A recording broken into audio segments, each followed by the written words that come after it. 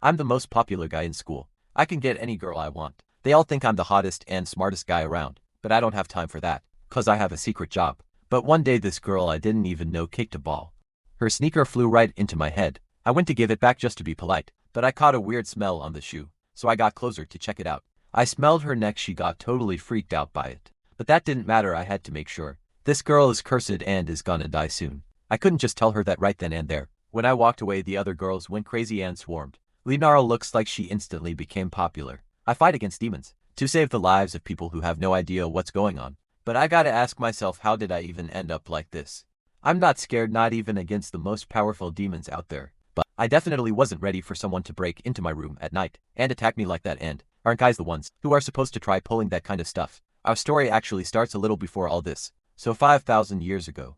Long ago, a bear and a tiger pleaded with the son of a god to be allowed to become human. The god named Hwanung said their wish would be granted if they ate sacred garlic and mugwort, and stayed in a cave for 100 days without seeing sunlight. The tiger couldn't last even 7 days and fled. The bear, however, persevered, believed in the promise, and at the end of the period, truly became a human woman. From the union between the bear woman and the god Hwanung, a son was born, Dangan, the legendary founder of the Kingdom of Korea. However, there is a part of this story that hasn't been told.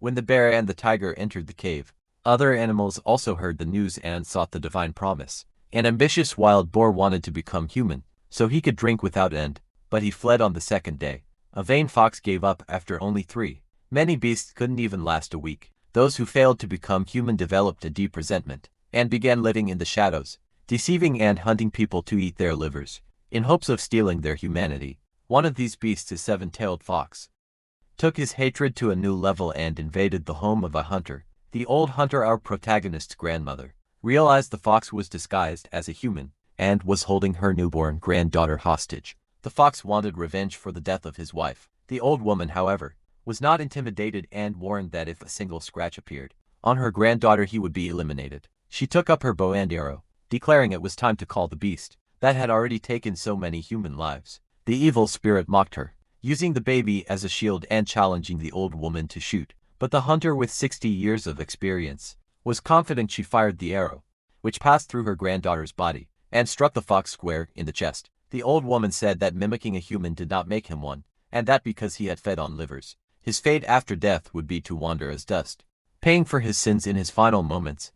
The fox refused to accept guilt and began sucking the baby's life energy. He screamed that the hunter had also killed a cub, as his wife had been pregnant, and that now she would feel the same pain. With his last breath, the spirit cursed her entire bloodline, decreeing that when that child turned 17, her death would be inevitable. In shock, the hunter held her granddaughter and saw a 3-dot mark appear on her neck. The seal of the curse. 16 years pass, and now we are in Seoul. The baby from that day.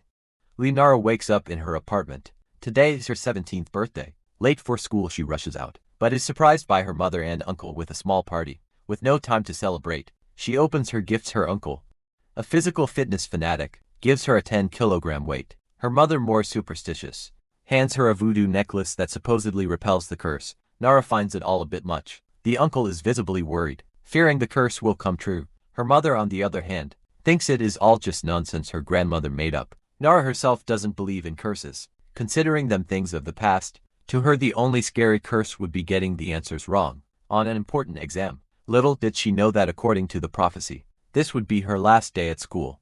Everything seems normal. The spring day is pleasant, and chatting with friends is fun. During a soccer game, Nara kicks the ball with such force that her shoe flies off and hits a young man right in the head. He turns to return the footwear, and everyone is struck by his beauty. It is Nam Kyung-woo, a first-year student, but he doesn't seem to care about the shoe. His eyes fix on the 3 dots on Nara's neck.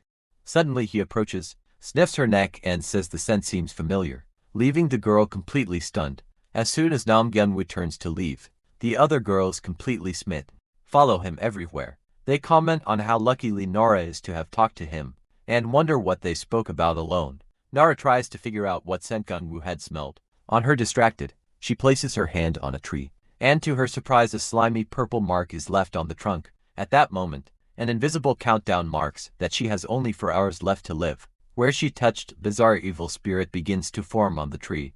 Later, back in the classroom, Nara observes Nam Kyung-woo. He's talented at sports, handsome, and seems to have an aura that draws everyone's attention, even the upperclassmen who show up just to see him. She finds him impressive, taking notes in the middle of class, and undoubtedly being the most popular boy in school. However, upon looking closer, she realizes he's a bit different. In his notebook, instead of serious notes, he writes silly questions and random statements, like the fact that he likes sausages. Nara concludes that he's actually quite strange, and soon discovers another oddity: he often talks to himself, like when he starts debating what to have for lunch with himself. Class ends. Nam Gyunwoo approaches, and says he's finally figured out the scent he smells on her. Annoyed, Nara asks why he's so insistent on this story. He then reveals that the scent is the same as a fox's, and that the mark on her neck is the sign of the fox's curse. Suddenly time seems to jump, and the countdown to Lenara's death reaches 5 seconds. As the final seconds tick by, she remembers her mother saying that curses are just nonsense. Shocked, she drops the trash bag, declaring that curses don't exist in their world. When the count reaches 3, Gi-hoon-woo grabs her hand and asks if she really doesn't know what that mark means. Before she can answer, the wall beside them explodes. The count hits 2 and a truck barrels directly toward her. On the driver's face, an evil spirit is clearly visible. The countdown finally reaches 1. At the exact moment she's about to be hit, Gunwoo shoves her out of the way, saving her life. The truck crashes hard into the wall, and Nara falls to the ground completely stunned, wondering what just happened. Shortly after, she faints and has an out-of-body experience, seeing herself lying on the ground and questioning whether she's alive or dead. As Nara's spirit floats, Yeonwoo tries to wake her physical body, slapping her face several times and shouting for her to open her eyes, but nothing works at that moment.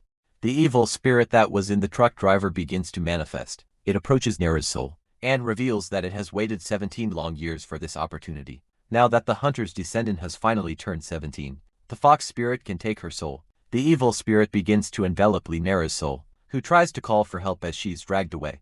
Suddenly, a punch from Nam Gyunwoo shatters the spirit's slimy form. Nara doesn't understand how he managed to do that, but she feels the boy grab her spiritual body. He says he can see her clearly, spins her in the air and tells her not to move. With a great leap, he positions her upside down and shoves her back into her physical body. From inside the closet, she hears a deep voice saying there's no one in the room. To her shock, what enters is not a person, but a giant tiger with a knife in its mouth. The tiger spirit swore it had sensed someone's presence, but upon looking around it sees nothing. The green-eyed tiger stares directly in Nara's direction, but seems to look right through her. Finding the situation strange, the girl, confused, starts to think she's still dreaming. Just then, Nam Gyunwoo throws open the closet door, startling Nara, who runs out thinking it's the tiger. Seeing it's him, she calms down and asks if he also saw the talking animal. He says that's impossible, but she insists she saw it with her own eyes. He then points to a small tiger cub and says curtly that it's just a kitten. Just then, Jenwoo's mother, Nam Moran, appears and asks if Nara is his girlfriend. Surprised that he brought a girl home, he corrects her, saying she's just a classmate. Nara finally understands that the voice she heard belonged to his mother, not a talking tiger, and is struck by her beauty. Owen immediately notices the curse mark on Nara's neck. After the girl introduces herself, Gyunwoo tries to send her home, but his mother stops him, insisting she stay for dinner. Soon after, his brothers also appear: Nam Ji-hun, who is 27, and Nam Hondo, who is 18. Nara recognizes Hondo as a popular senior from her school, an aspiring actor, and realizes she had never noticed how handsome he was up close. Lena continues to watch Nam Hondo, thinking that with his looks, he could easily be a celebrity. A moment later, their mother, Nam Moran, calls everyone to the table, announcing that dinner is served. As soon as they sit down, Nara senses that the atmosphere is very strange. Gyunwoo's mother won't stop staring at her, while Nam Hondo, the middle brother, refuses to eat and just glares at the table with an angry expression. To make matters worse, Gyunwoo himself is silent, and even the family cat is eating with them at the table, unsettled by the situation. The only thing she wants is to go home. The only one who seems normal is the eldest brother, Nam Ji-han, who kindly tells Nara to make herself comfortable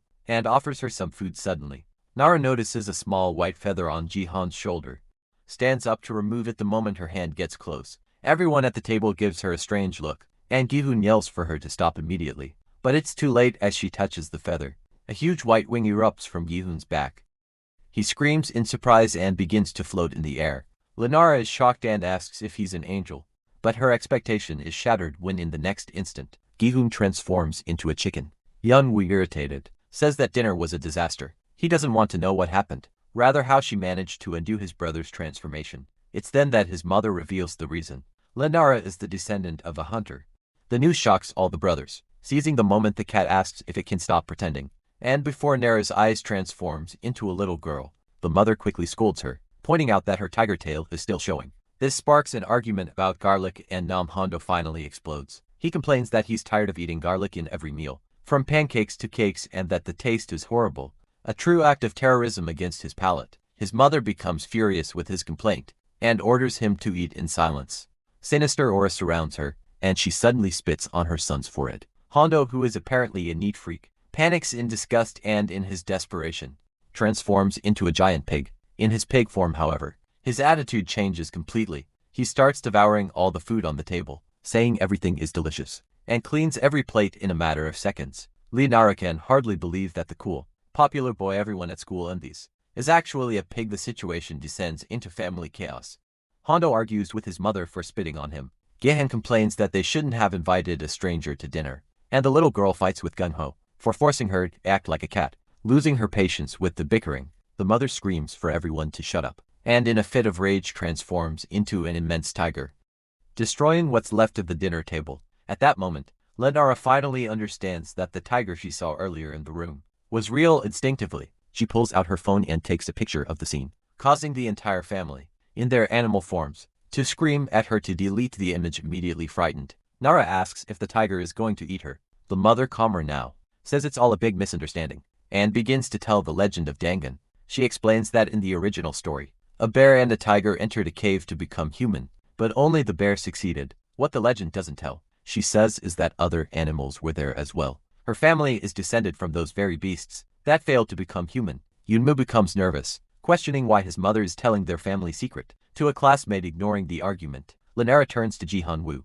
and asks the most important question of all, if he isn't human either. Upon hearing the question, a malicious smile spreads across Ji-Hun-woo's face, while the rest of the family looks on in shock. The chicken says the situation is embarrassing, and the pig claims it's obvious they're human, since animals can't talk. John-woo finally answers, stating that he is human, but his mother intervenes with a sinister tone. She says it's all a matter of perspective, whether they are beasts or if Nara is a hunter.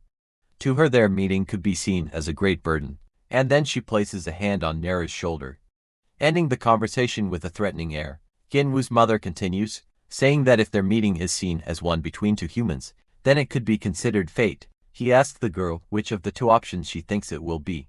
At that moment, the mother does her transformation and points to the fox curse mark on the girl's body, showing her a piece of paper with a red design on it. She explains that the girl cheated death and survived the curse, and because of that her tomorrow will be very different from her today.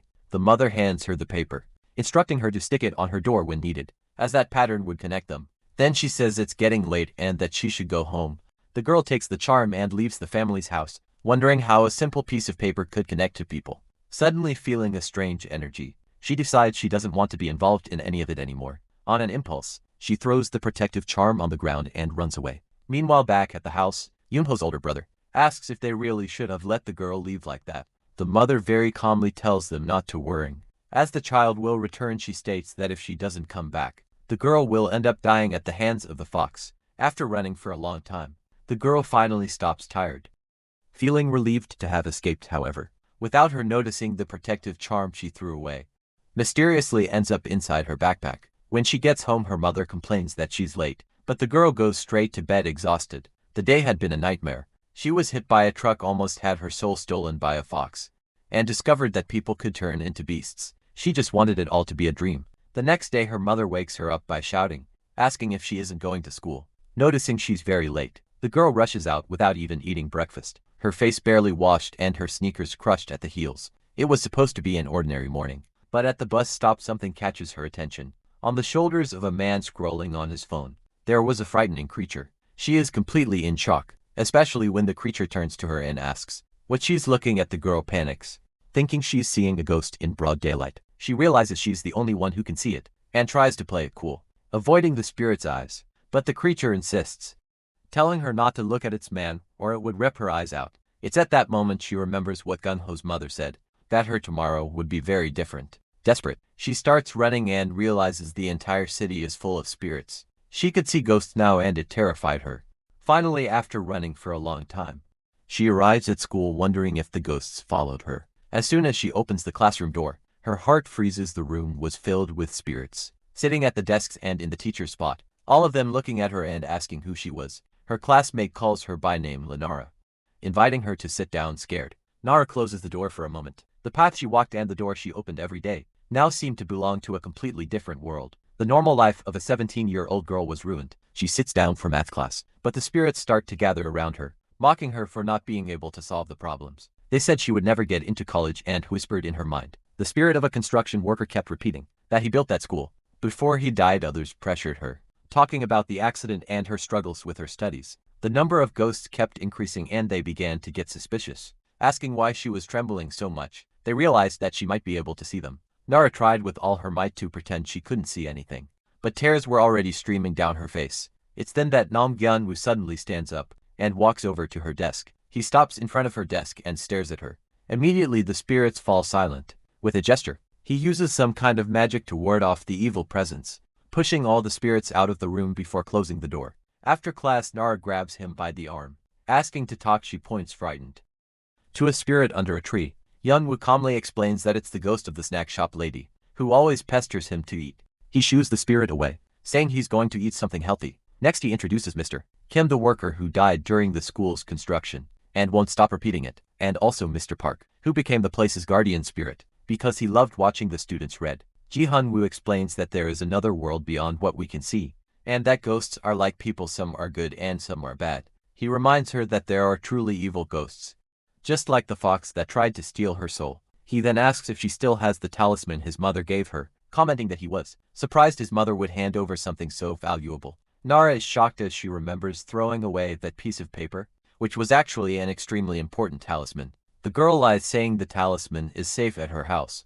Nam Byung-woo warns her that if she wants to live, she needs to affix the object to her door. Frightened by the thought of telling her mother, she threw the gift away. She returns home. The pleasant smell of dinner greets her, and she decides to take a shower before eating. But as she washes her face, a sinister voice echoes in the bathroom, commenting on how appetizing she smells. It was an evil spirit. She tells the ghost to get out, irritated at being interrupted. Shortly after, her mother says she's stepping out quickly to buy some tofu, and asks her daughter to keep an eye on the stove. The girl, however, still thinks it was her uncle in the bathroom. Curious, she goes to his room and complains, telling him he should have knocked. Her uncle, who was on the computer, gets confused and quickly turns off the device, afraid she might see something. Only then, as she heads up the stairs, does she realize her mistake. There on the steps a huge, terrifying creature was crawling. The girl instantly understands that it was that monster. Repeating her uncle's words, terrified, she runs to her own room and locks the door. Remembering her friend's warning about the existence of bad ghosts,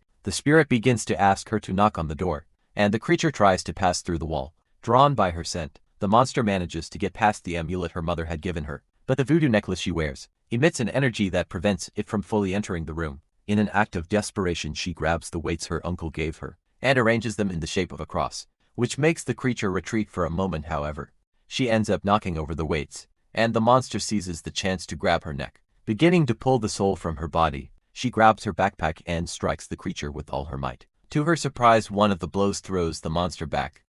Repelled by a protective paper, she realizes that the talisman she had thrown away was inside her backpack the whole time. Remembering Nam's advice, she tries to run to affix the paper to her bedroom door, but she falls to the floor. Paralyzed with fear, the ghost was so terrifying she couldn't move.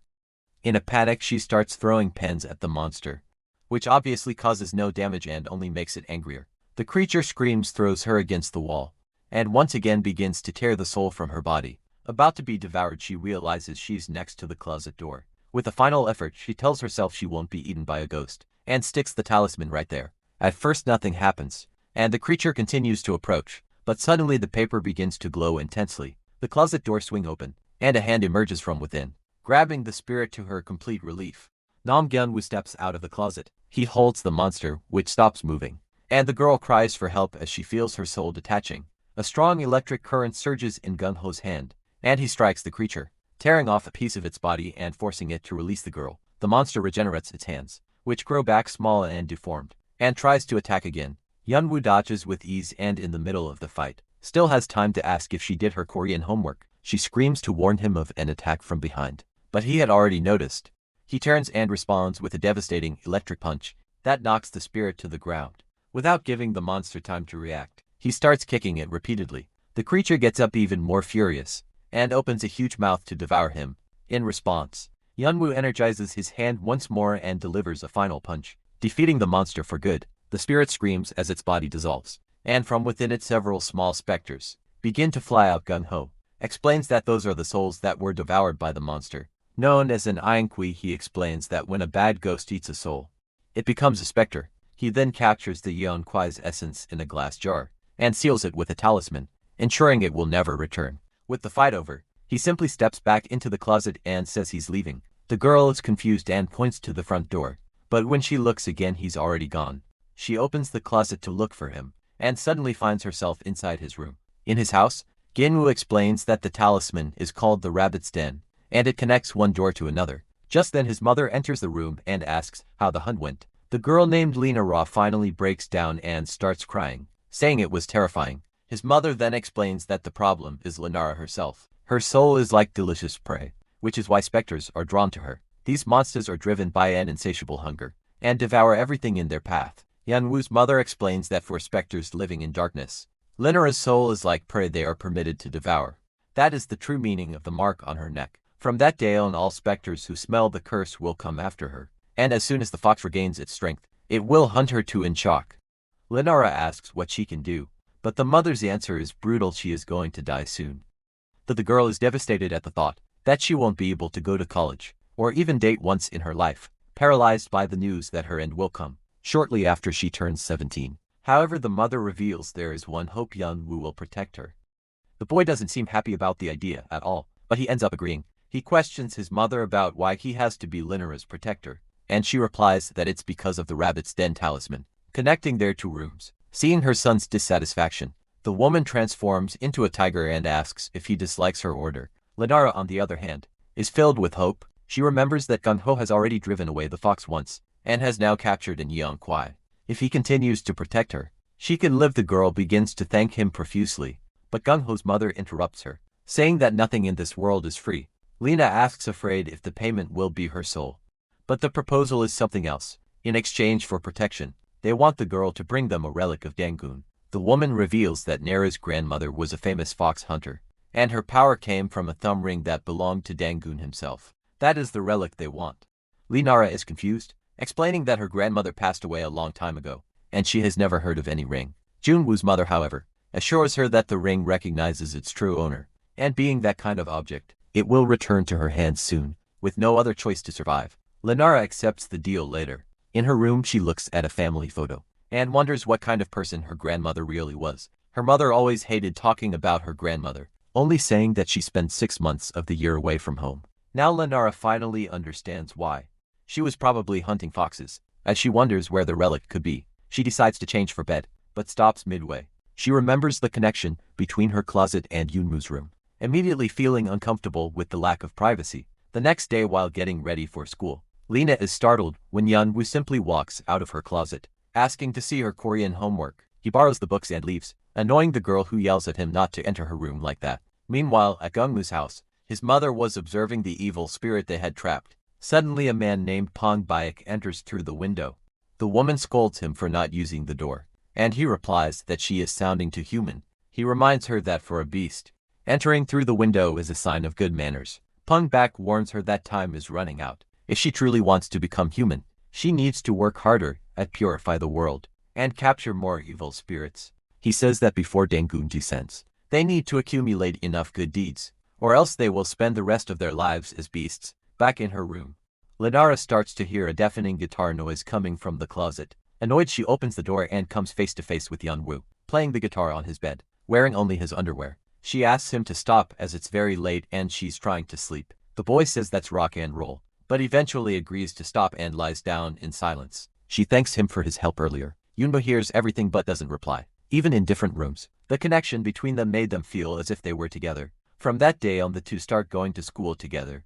The scene doesn't go unnoticed by the other students, who immediately start gossiping, assuming that Lena and Gungwoo are dating. The girls become jealous, and all this negative attention attracts an evil spirit, which observes the scene with great anger. Pressured by her classmates, Lenara repeatedly denies having any kind of relationship with him. Afraid that the truth would attract even more danger, the enraged spirit approaches her and starts screaming that she's lying, repeating the word endlessly until it lets out a piercing shriek that drains Linara's energy. Yumu notices the spirit passing him with a hateful glare, but he doesn't understand what happened. The ghost heads for the stairs, repeating to itself that Linara is a wicked girl. Just then a dark voice emerges from the shadows, asking if it can help. It's the fox spirit, who offers to help eliminate the girl. Without hesitation, the fox spirit simply devours the girl's ghost. That the monster grows larger, a mixture of the two spirits dripping black sludge. The creature begins to climb the stairs, but it knows this still isn't enough. It needs to feed on more ghosts to grow, and soon it spots its next target, the lunchbox ghost who was in a nearby tree. The fox spirit slithers along the school walls, and finally reaches the lunchbox ghost. Without a second thought, the monster thanks it for the meal and devours the poor creature. Meanwhile, class ends, and Linara finds it strange how quiet the school is that day. The teacher dismisses the students and everyone starts heading home. On their way out, Jeonwoo asks her if she's seen any ghosts, suggesting they might have gathered to watch something interesting. However, Linara realizes that even the lunchbox ghost, who was always nearby, has disappeared. This information puts Gung-ho on high alert. He quickly takes a piece of chalk from his pocket and draws a large white circle on the ground, placing the girl in the center. He explains that as long as she stays inside the circle, the evil spirits, the Yonkus, won't be able to see her.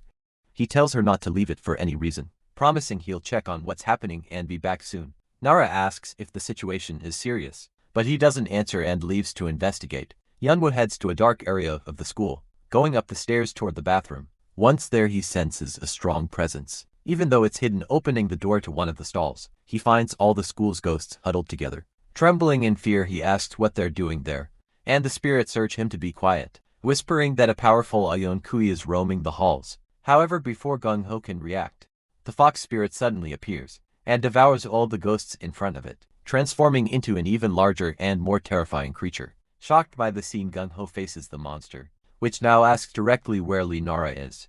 Meanwhile, the girl, still in the circle, starts to get scared and sends messages to Gung-ho, asking where he went and begging him to come back soon. Gwynwoo sees the messages, but can't reply as he is face to face with the fox. The monster says she could feel Linara's presence until a moment ago, but then she suddenly vanished. Seeing his ghost friends consumed like that fills Gung-ho with an immense fury, and a powerful energy begins to emanate from him. The fox accuses him of interfering with her revenge, and says she doesn't care about other humans. She offers him a deal if he tells her where the girl is. He can live without a second thought.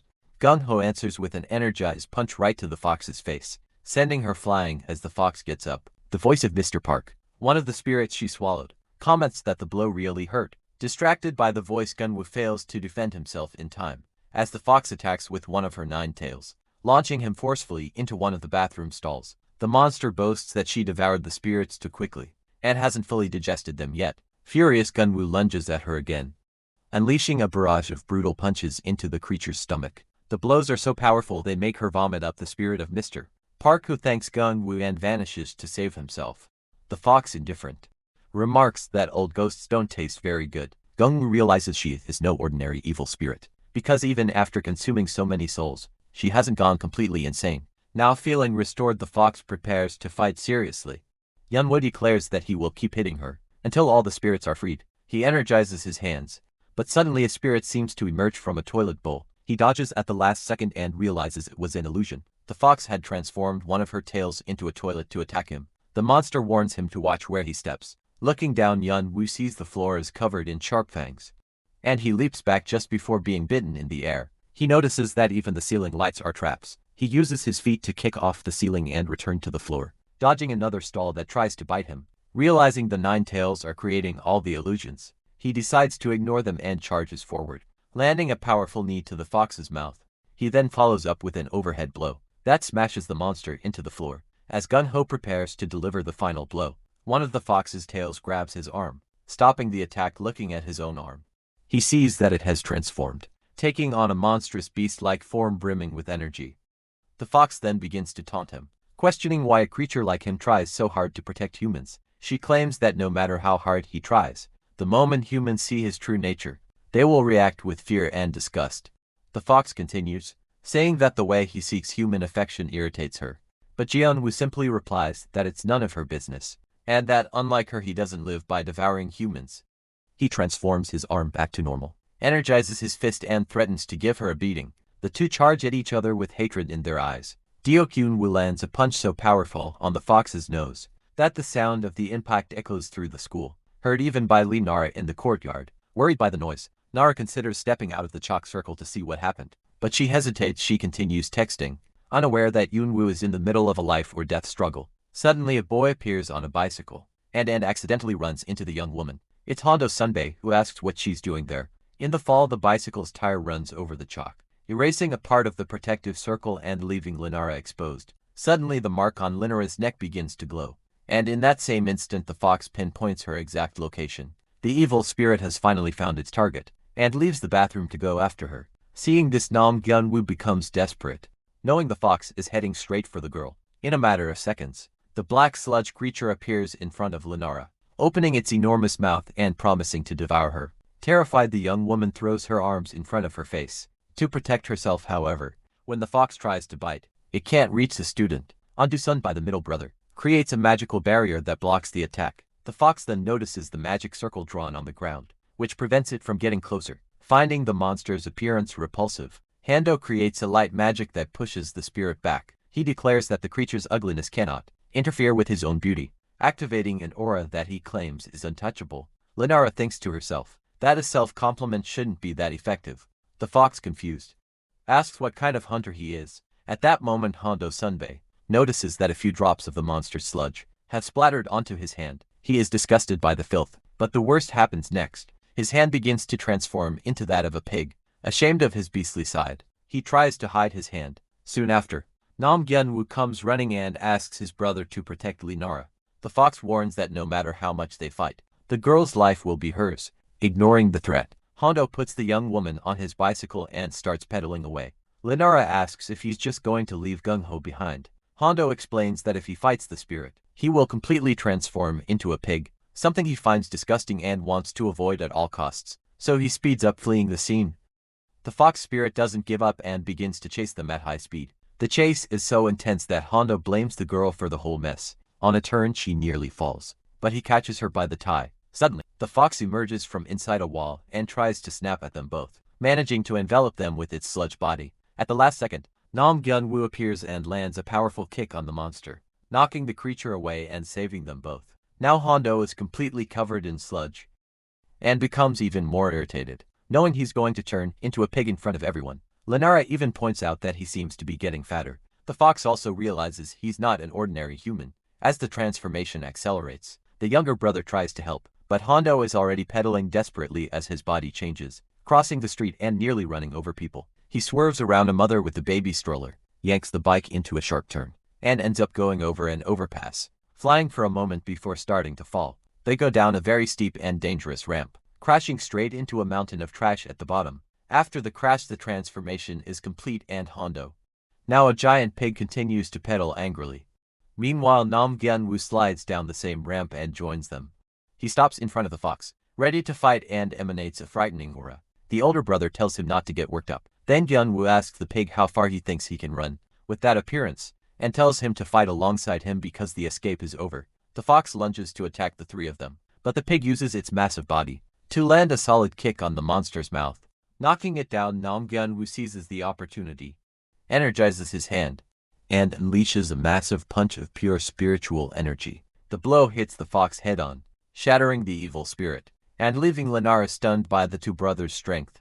However, with its last breath, what's left of the fox wraps itself around Linara's body, and then vanishes. Girl faints on the spot. The brothers rush over to her. Worried, the giant pig thinks she's dead, but Nam tells him to stop being so dramatic, explaining that she only fainted because her soul escaped her body. They wonder where her soul could have gone. Believing the fox used some kind of transformation magic to hide it somewhere, Nam starts attacking nearby objects.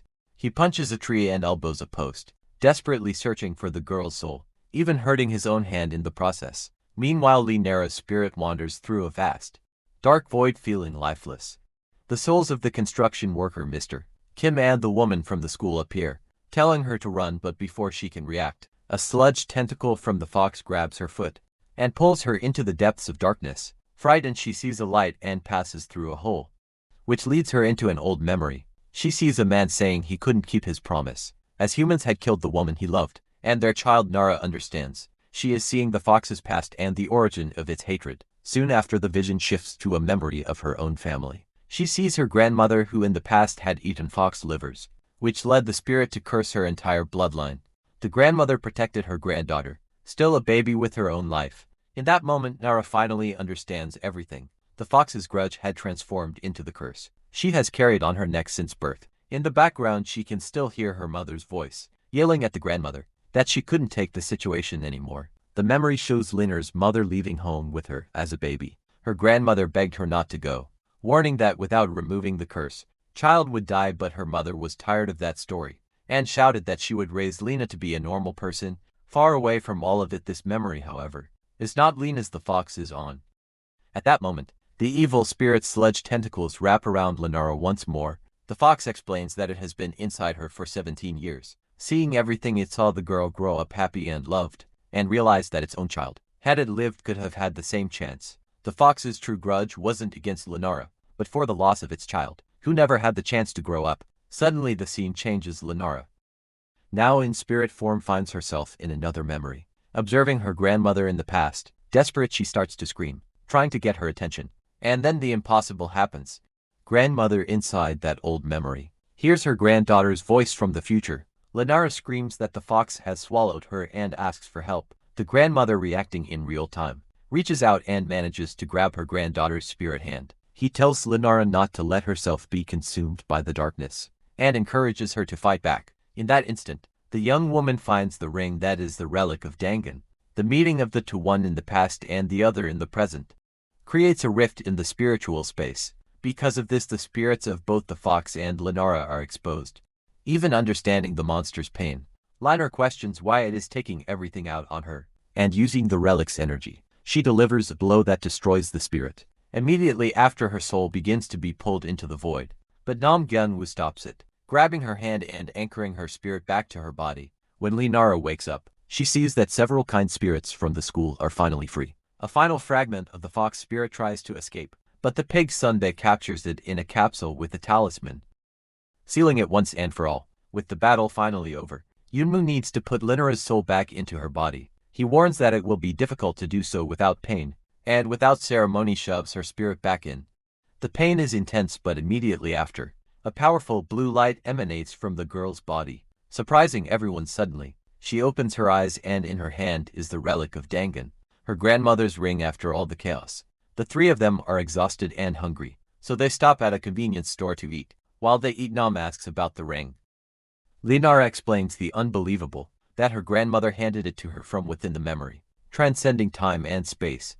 His brother thinks she must have hit her head, since it's impossible to be recognized by a memory. Lenara says she doesn't know how it happened, but she doesn't care, as she was happy to be able to speak with her grandmother, even if just for a moment. Back at the family home, they give the imprisoned fox soul to their mother, who is also enchanted by the ring. She explains that it is a sacred relic that amplifies spiritual power 100-fold. Parking everyone's greed, the mother is the first to try it on, but the ring rejects her, jumping off her finger. The older brother then demands his turn. By right of primogeniture, he puts on the ring, and for an instant, an intense glow appears and angel wings sprout from his back. However, the glory is short-lived and he immediately transforms into a chicken, falling onto the chair. The ring flies and lands in Linera's hands again. Nam Gyunwoo declares that the relic has chosen its master. The girl, not understanding the item's value, places it on her thumb. In that same instant, a blinding light fills the room. The entire house shakes and a strong wind begins to blow. Suddenly, a red liquid with a strong smell of iron appears on the table, and the overwhelming power causes everyone to lose control and transform into their beast forms. It is at this moment that a mysterious figure appears, floating in the middle of the room. An old man covered in animal pelts introduces himself as the ancestral deity of hunters. He claims he was waiting for the ring's next successor, and says that Lenara is the chosen one. With everyone paralyzed, the old man announces that he will tell her a truth. She does not yet know the ancestral deity, then reveals the truth. There are beasts in the world that wear human skin to sow chaos. Upon hearing this, the family standing right behind him becomes visibly frightened. Lenara, sensing the danger, tries to get the old man's attention so they won't be discovered. He knows that evil beings are drawn to this relic, and that because she is so pure, Nara will have to face many trials. Before leaving, the old man states that the use of the relic is up to her and gives one last piece of advice: to never trust the beasts. With that, the ancestral deity finally disappears. As soon as he is gone, the residents of the house stop pretending and return to normal. Lenara is left confused, realizing she is now a hunter who will not hunt. Meanwhile elsewhere, the family's pig, Pungbak, is bathing and quickly transforms into his human form. He admires himself in the mirror, noticing a red +1 mark on his back, which indicates he is a high-level spirit. Pungbak is surprised, as he has never seen such a strong spirit in the fox tribe. He questions the matriarch about how she found him. The woman, however, says that it is a trade secret. Back to her studies, Lenara comments to her friend Nam Gyun-woo that even her pencil glows now, joking. She says she's a magical girl, and will use the pencil to attack any monster that appears annoyed. The boy tells her to get back to her homework. Then she uses a hair tie as a slingshot and launches the pencil. The object flies like an arrow, pierces through the wall with a swirl of energy, and disappears over the horizon, passing by several buildings. Shocked, she doesn't understand how she did that, and her friend encourages her to try again. Using the hair tie and her thumb with the ring, she shoots the pencil once more, except this time the makeshift arrow hits her mother squarely, who had suddenly appeared. Immediately, the house begins to shake as the woman transforms into a giant, furious tiger, screaming that she will destroy them both. After the commotion subsides and the mother returns to her human form, she notices the pencil arrow has disappeared. She explains that the hunter's arrow always pursues evil energy, and that Nara needs more training. This information leaves the girl thoughtful. If the arrow pursues evil, why did it hit her mother? She remembers the deity's warning not to trust the beasts, and begins to suspect her family. Late in the evening, she decides to leave and returns to her room through the closet. Tired, she puts off her homework and falls asleep. However, in the middle of the night, Nara wakes up and goes to the kitchen for something sweet. As she closes the refrigerator door, she comes face to face with a malevolent being lurking there. In shock, she pretends she saw nothing and tries to flee. But then she starts to hear groans of pain. The ghost has her pencil stuck in its chest, and asks if it belongs to her, demanding she remove it immediately. The next morning, Lenara is exhausted. She didn't sleep at all as the ghosts tormented her even in her dreams. She understands that the pencil caused all of this, and that she needs to get it back, so the spirits will leave her in peace. On her way, she realizes that the pencil she had playfully thrown had stirred up a real storm, as it had apparently hid a nest of spirits. Her path leads her to an abandoned house she remembers from her childhood. Back then, she was so afraid of the place that she always took a detour. She doesn't know why she came this way, since even adults avoid the area. Nara recalls hearing that the former residents died of a mysterious illness, and that more recently, the place was being used as a hideout for gangsters and their illegal activities. Inside the abandoned house, Minzu was taunting his friends, asking if they were scared, and what they would say in jail for being such cowards. In the middle of the conversation, one of them told the woman in the group to stop smoking, complaining that the smell was getting into their clothes. As it turned out, no one there had even lit a cigarette. A dense, mysterious smoke began to fill the room, slowly shaping itself into a terrifying spirit with sharp teeth. Upon noticing the ghost's presence, the group of delinquents flew into a total panic. Cutting back to our protagonist, Lenara, who is now outside the property. The entire area is cordoned off with police tape, because the youths who were inside had suddenly disappeared. Curious and worried, she decides to take a quick look to see if everything was alright. Soon she finds an enormous tree, much larger than it seemed from a distance, and to her surprise, her pencil was stuck right in the middle of the trunk. She remembered that the pencil had flown a very long way to get there. Lenara recalled the matriarch's words, who explained that the hunter's arrow, in this case her pencil, always pursues evil energy. The whole situation was sinister, and she knew the ghost from her dreams would continue to haunt her if she didn't remove the object from the tree. Scared, she tried to call the spirit, asking it to come to her so she could take out the pencil, but the ghost didn't obey. Seeing she had no other choice and that no one was around, she decided to go in and get it over with as quickly as possible. However, as soon as she entered the property, she stepped on a patch of soft earth and fell into a hole, landing in a completely dark place. After hitting her back on a car, she realized she was in an underground garage. The darkness was absolute and she couldn't see a thing, which made her worrying about how she would get out. Since it was a garage, she knew there had to be an exit, but the place was immense and she couldn't find any way out. Exploring the area with her phone's light, she began to notice strange things. Thick tree roots grew out of the walls and spread throughout the entire place. She also found candles, a clear sign that someone had been there recently. Suddenly, a noise confirmed her greatest fear. She was not alone whipping her phone around. The light revealed the 3 missing delinquents, along with several other people. They all looked like zombies, with vacant expressions and strange movements. Meanwhile, elsewhere, a man named Nam and Lenara's mother were talking confused. They didn't understand why Lee's curse hadn't disappeared, Even after they had captured the fox, the mother wondered where the vessel sealing the fox spirit could be. Back in the garage, Linara found the answer. The tree was covered in talismans, and surrounding it were several vessels with sealed spirits. One of them, right in the center, seemed to be the very one for the fox. With no time to understand what it all meant, a spirit began to float behind her, and the zombies started to close in. Linara screamed for them to stay away, but they didn't stop when they tried to attack her. She dodged and put her phone in her pocket, bracing herself for the worst. It was at that moment that the spirit from her dream appeared. Floating in the air, he made a proposal. If she took the pencil out of the tree, he would help her escape. The ghost pointed to a log he had prepared for her to climb. Without a second thought, Linara started climbing as fast as she could. But the group of zombies caught up to her, grabbing her leg and trying to pull her down.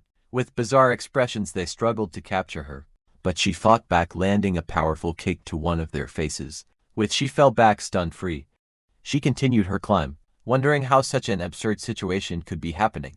Over a simple pencil, finally, she saw light and reached out, managing to pull herself out of the underground. Right at the base of the tree, relieved to have survived with only a few scratches, he turned to the pencil stuck in the trunk. Just as she was about to pull it out, one of the missing women emerged from the ground and grabbed her ankle, trying to drag her back into the hole.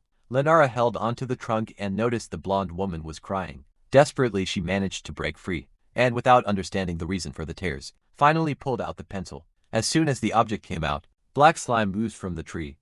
The pencil had pierced a small evil spirit, which looked like a disgusting insect, and it quickly dissolved into the air. For a moment it seemed the danger was over, but just as she relaxed, a giant foot emerged from inside the tree.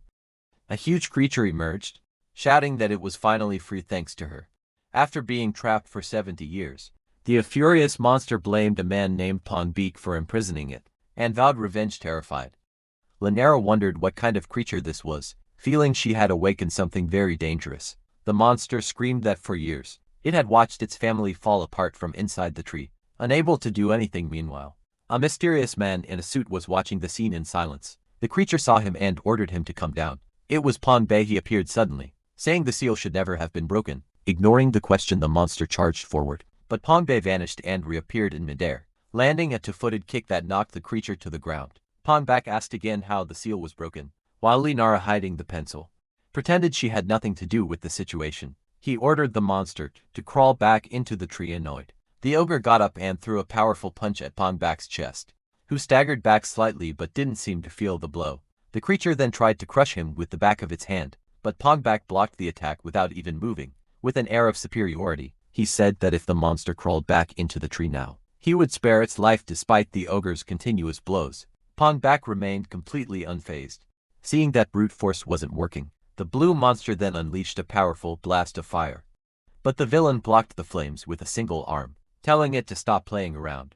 As Pongback prepared to counterattack, the ogre acted quickly. It vanished for a moment and reappeared beside the girl, scooping her up and taking a gigantic leap away from the danger. The monster fled with the young woman through a dark door, closing it quickly behind them. Shortly after, Pongback arrived and opened the door, vowing that this time he would rip off the creature's arms and legs. After taking a few steps, he noticed a small crab on the floor, and realized he had fallen into a trap. A magical barrier transported him to a deserted beach, where a door stood in the middle of a heart drawn in the sand, and a sign indicated he was in the city of Bizon.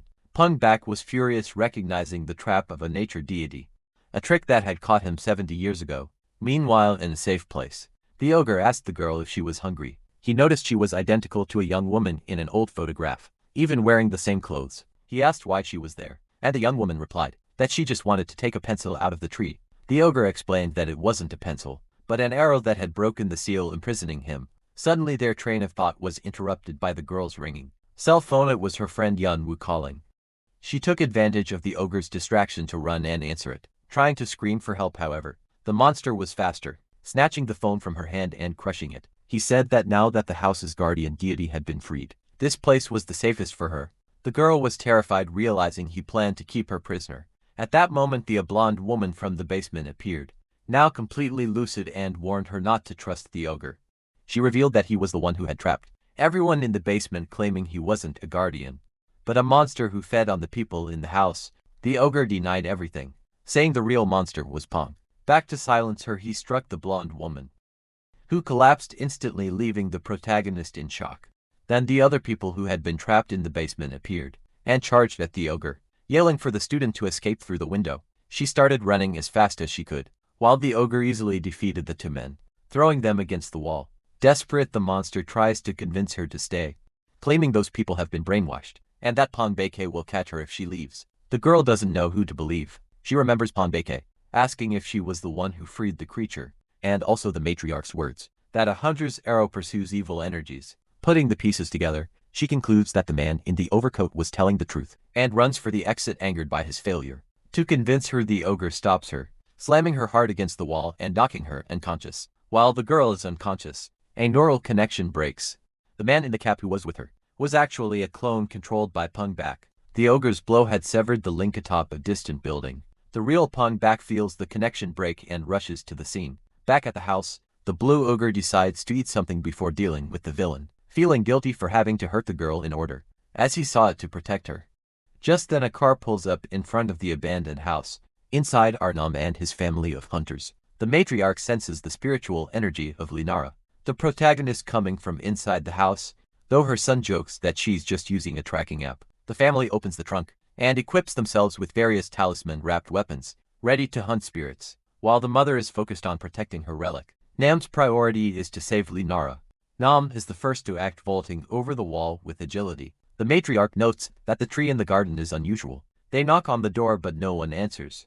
Upon opening it, they find a dark and bizarre place. Nam's older brother stops them from entering, warning that there's a rabbit hole trap, which activates with spiritual power and could send them anywhere. He says he can disarm the ancient pattern in a few minutes, but the impatient matriarch simply rips the door off its hinges, saying there's no time for that. The family enters the house and begins to search for Nara. Soon Nam makes a horrifying discovery. He finds the blonde woman and the other kidnapped people all alive, but embedded directly into the walls of the house, as if they were part of the structure. The family is horrified by the sight of the people trapped in the wall, and the mother tells her eldest son to undo it. He explains that since it's an ancient spell, it will take some time, but he begins working to free them. Meanwhile, Yunho can't wait and starts searching for Linara on his own.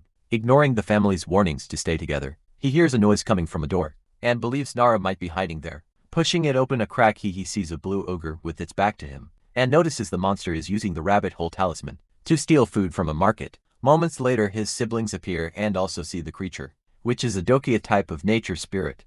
The Doki senses their presence, but it's too late. Ganwu charges forward, wielding his enchanted baseball bat. He lands a blow on the monster's head and yells, asking where Nara is. The creature, barely feeling the damage, just asks who he is. Gung-ho attacks again, demanding he return his friend. Annoyed, the monster curses at the boy, obsessed with finding Nara. Gung-ho strikes the enemy's stomach and charges his bat with electricity for a stronger attack. However, even with the electric blow, the monster doesn't even flinch. In response, the blue creature unleashes a flurry of quick punches. One of them hits Gung-ho's arm, sending him flying into a wall injured. He realizes the enemy is too strong. The nature spirit had been eating and was irritated at being attacked. As it prepares to strike Gung-ho again, the mother intervenes, delivering a powerful slap to the monster. The blow is so strong it sends the creature flying across the room, taking immense damage and being practically defeated with a single hit. The matriarch then asks where the sacred relic is. The Doki, still dazed, can only ask what hit him. The mother tells Gungwoo and Hondo to look for Nara, while she and her eldest son deal with the ogre. But a moment later, she changes her mind and tells even her eldest son to step back, saying she wants to stretch a bit, as it's been a while since she's had a fight. The spirit realizes the woman's power isn't spiritual, and wonders how she knows Pongbak. He assumes she must be one of Pongbak's servants to be so strong. The matriarch is offended by the accusation, stating that their relationship is one of partnership and mutual need. Filled with rage just from hearing Pong's name, the Kibi calls her a servant and lunges to attack. He throws a punch, but the woman easily blocks it with the palm of her hand. The monster uses his other arm, and as they get closer, he finally understands she has no spiritual power, only pure brute strength, unwilling to lose.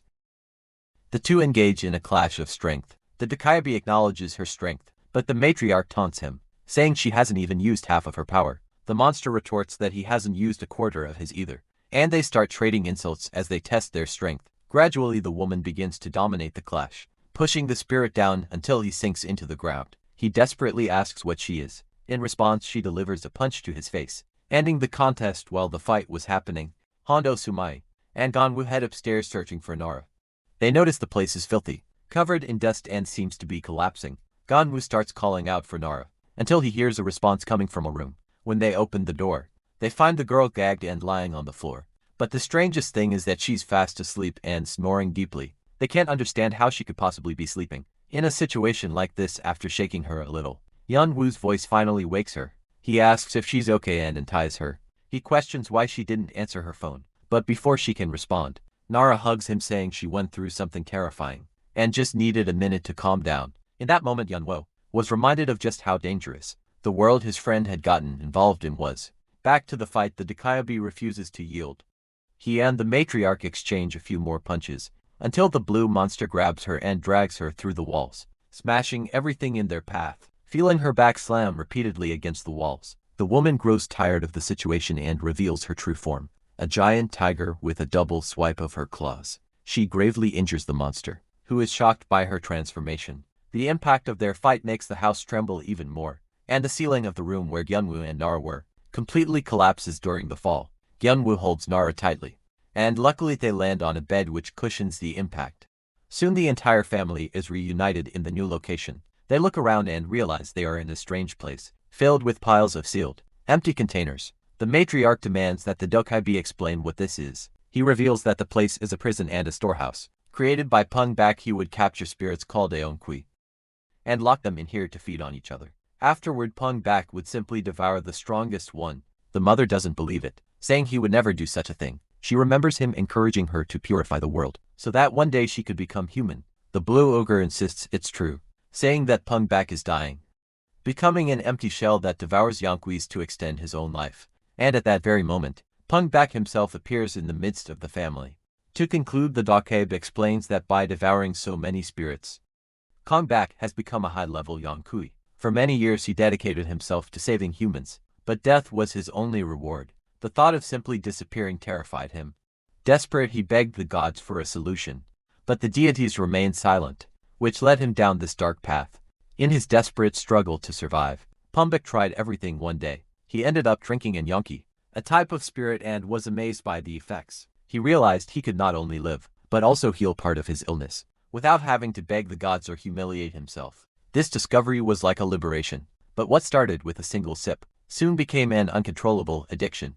Pung Bak sank into this addiction, filling his body with spirits, and feeling a terrible withdrawal that made him crave more and more. The thirst for more spirits turned into a pain so great that he could barely remember what he was doing. It was in this state that he stumbled upon an ancient tree in the garden of a house. That tree was full of Yonkuis that Adoki had gathered for 300 years to protect his family. Without a second thought, Pung Bak sealed the nature spirit guarding the tree, and like a farmer harvesting fruit, enjoyed the feast of aged spirits.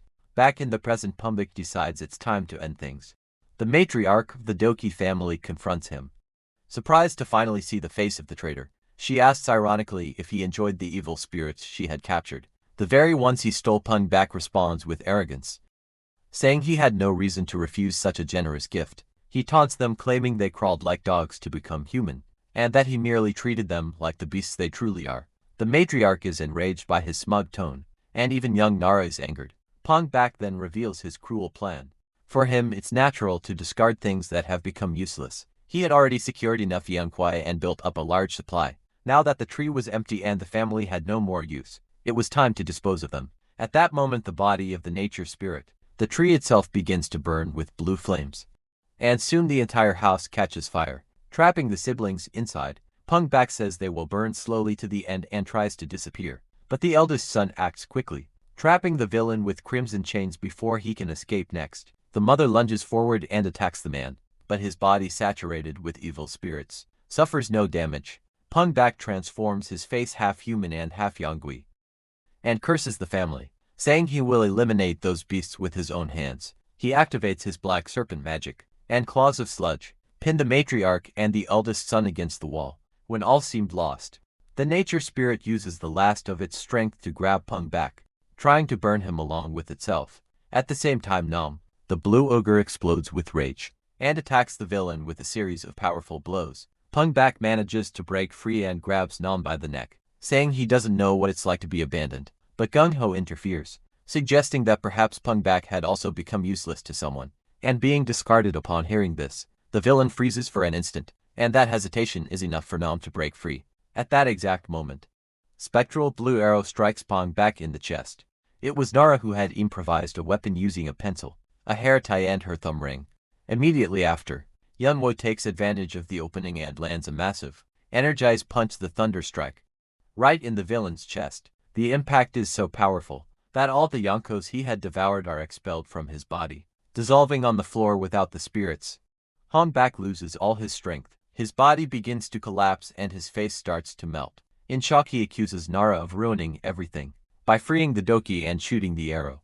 He swears he will never forget her, but the matriarch warns that there won't be a next time. As a last resort, Pumbag unleashes a wave of dark energy, causing the house to collapse completely, and uses the chaos to escape amidst the flames. The family now needs to escape the collapsing building. Hondo finds a possible exit, a refrigerator with a special talisman, but the hope is short-lived, as a block of concrete falls and destroys the passage. With the only exit destroyed, despair begins to set in. The only other route, the one Pumbag used to enter, is blocked by fire. It seemed like the end. However, suddenly the roots of the burning tree begin to move, revealing a hidden door amidst the wreckage. And on this door there was another rabbit's burrow talisman. A new chance to escape. The tree's roots move and open the door, pointing the way to the exit. This was the final act of the doki. The spirit that protected the place, English, realizes he is using every last drop of his strength to save them, and asks him to escape with the family. However, the spirit explains that his fate is tied to the tree. If it has died, he too will soon die. He laments not being able to protect his home, or the family that lived there, but as a guardian deity, he will fulfill his final duty: protect the house's last guest, who is Nara herself. With his last words, the spirit begins to fade away. Nara can't believe he is leaving in such a sad way. Seeing her hesitation, Nam pulls her by the arm, so they can run through the door as quickly as possible. She looks back one last time, just in time to see the doki's body completely disintegrate. Saddened by his end, she grabs a photo from the wall, remembering that the spirit had said the family in the house was very fond of him. He had been trapped there for 70 years, and now Nara regrets being so afraid. At first she wonders if the outcome would have been different if she had been braver. Upon crossing through the door, the family finds themselves in prison, and they all embrace, happy to be alive.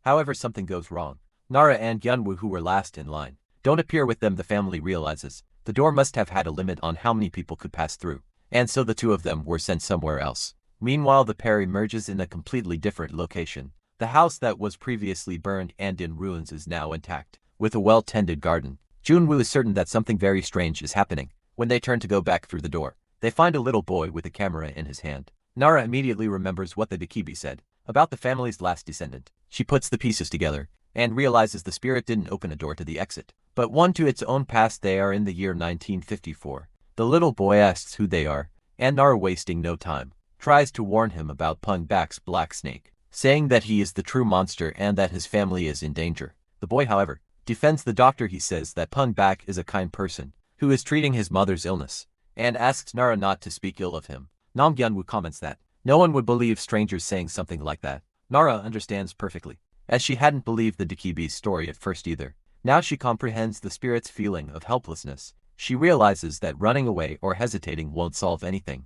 Even without knowing if it will work, she decides to try something. Determined to no longer avoid confrontations, Nara uses the power of her ring and draws a negative energy from the boy's chest. The little photographer is left completely confused, while Pumbag, watching from a distance, is shocked to see Nara capture and destroy the evil spirit. With her bare hands, she explains to the boy that many things are invisible, and that he needs to trust her to prove it. She hands him the burned photograph she took from the wall, asking him to set aside his preconceptions and see the sincerity in people. At that very moment, Dr. Pumbag starts walking toward them. The door to the future begins to close on its own, and Nam shouts for Nara to run, or she'd be trapped in the past forever. Before crossing through, the girl shouts to the Dokiabi, who was still trapped in the tree, promising that she will one day return to free him. The spirit is shocked to hear her promise. A moment later, Pumbag arrives and wrenches the door open, but finds no one there. The girl left behind words that the Dokiabi didn't understand at the time, but which gave him hope. Even with his body trapped in the tree,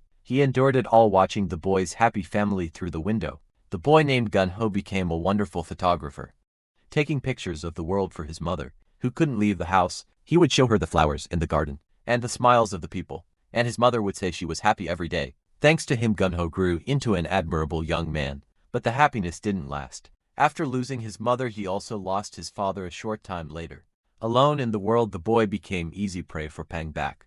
The Dokkaebi, desperate, wanted to protect the child at any cost, so he decided to give all his power to Gunho, the last descendant of the family, in the hope that he could escape far away and live out his dream, even if it meant becoming an empty shell. The spirit didn't care as long as the little boy was saved. However, Pang-bak broke the boy's camera, and soon after Gunho vanished as if he were mist. Silence fell over the house, which became a tomb for happy memories.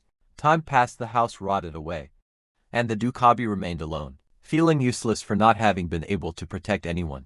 Tired of staring into the void, he began to scream, begging for someone to either get him out of there or eliminate him for good.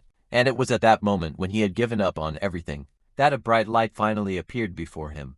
That light was, in fact, the arrow that Linara had shot using her thumb ring. It was the arrow of an old promise, flying from the past to save them.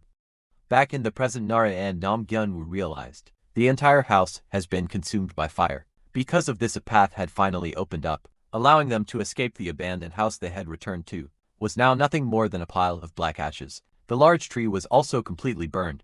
Amidst the destruction, Nam finds a small light, which was all that was left of the Dokkaebi spirit. He was still alive, but his form was tiny and weak, and Nara is relieved to find him and asks if he can hear her. Her colleague, however, warns that the spirit probably won't recognize them and will soon disappear completely. Desperate, she asks if there is any way to save him, but Namgyunwoo explains that it would be impossible unless the tree came back to life. At that moment, the police arrive at the scene and warn the two of them, saying it's dangerous for students to enter a fire scene. An officer asks if they accidentally got trapped inside. He mentions that a witness saw someone entering the property with a gas can and asks if they saw anything, but the pair denies it. Oddly enough, the neighbors seemed almost happy about the fire, commenting that the abandoned house was devaluing the entire neighborhood. They explained that the owner refused to sell, which is why the house ended up in this state. Intrigued, Nara asks if the owner is alive, but the neighbors aren't sure. They reveal that the owner was a famous photographer named Park Gan-ho, documentary filmmaker who passed away in 2001. His family donated over 50,000 of his works to the art museum. With this information, Nara and Gungwoo decide to go to a farewell photography exhibition in honor of Park Gan-ho. Nara is struck by the realization that the child from the past had been alive until just recently. At the museum, the spectral butterfly continues to guide them, while Nara carries the small Dokkaebi spirit in her hands. The spirit observes the photographs and recognizes the flowers his mother loved so much.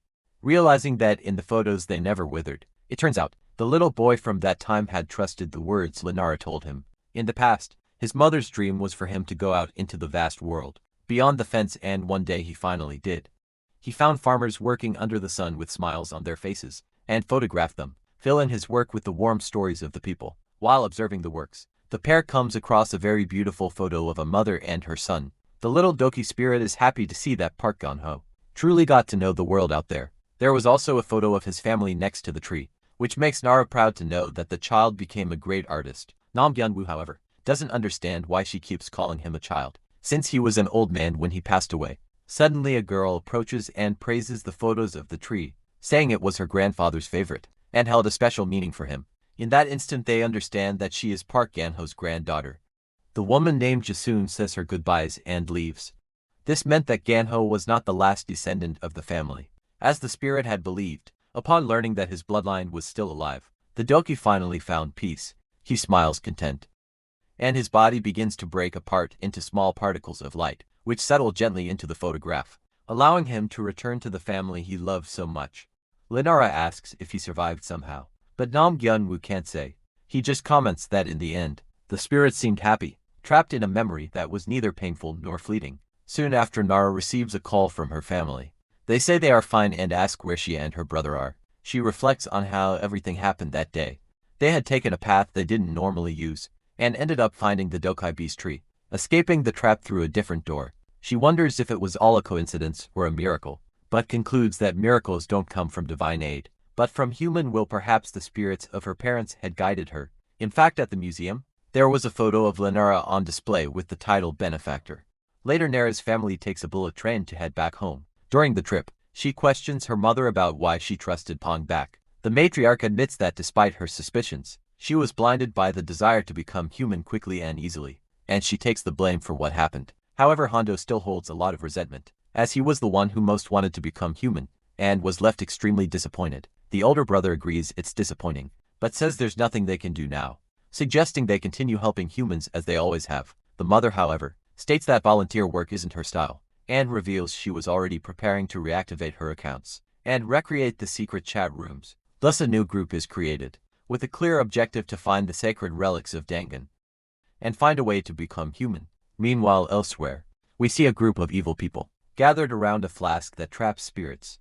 Among them is Pung Bak. He asks a newly freed spirit if it liked its new body. The spirit, which had been in the bottle, complains that the body feels like trash. Another evil being tells it to just find a better one. The spirit then discards the body and says it will look for a more interesting one. It reveals itself as the nine-tailed fox, and knowing Pung Bak wouldn't have freed it for nothing, asks what he wants in return. The main villain says it's nothing much. He just wants the fox to do what it has always done, sending all the evil spirits to devour humans and plunge the world into chaos. However, he gives a specific order: do not touch the girl Lenara. He wants her soul for himself. The scene then takes us to the past. Inside a crystal ball, a mist swirls and white flames flicker. A man couldn't understand the voice coming from it, but he knew it was one of the sacred relics of Dangun, a troublesome item his wife had left for the family. Possessing a relic like that meant becoming a target for all sorts of evil things. While he was thinking about this, his young son simply swallowed the crystal ball. The father became desperate, shouting for the boy to spit it out immediately. In the mountains of Chiram in Gangwon province lived this father and his son. Isolated from the world, little Nam Gyunwoo grew up like a wild boy, hunting animals using the spectral energy he now possessed. One day, he jumped from the top of a tree directly into his father's lap and accidentally used his energy, lightly electrocuting him. The father asked if he had been worried about him, but the boy said no when his father asked what he did to pass the time. Young Yunwoo simply replied that he went swimming. Besides swimming, Yunwoo told his father he also spent his time climbing trees and running all over the mountain. Worried, the father asked if he hadn't eaten raw meat again, but the boy couldn't say for sure. Yunwoo then wanted to know if he had managed to capture the Ankui, but the answer was no. Because of that, his father would need to go out hunting again.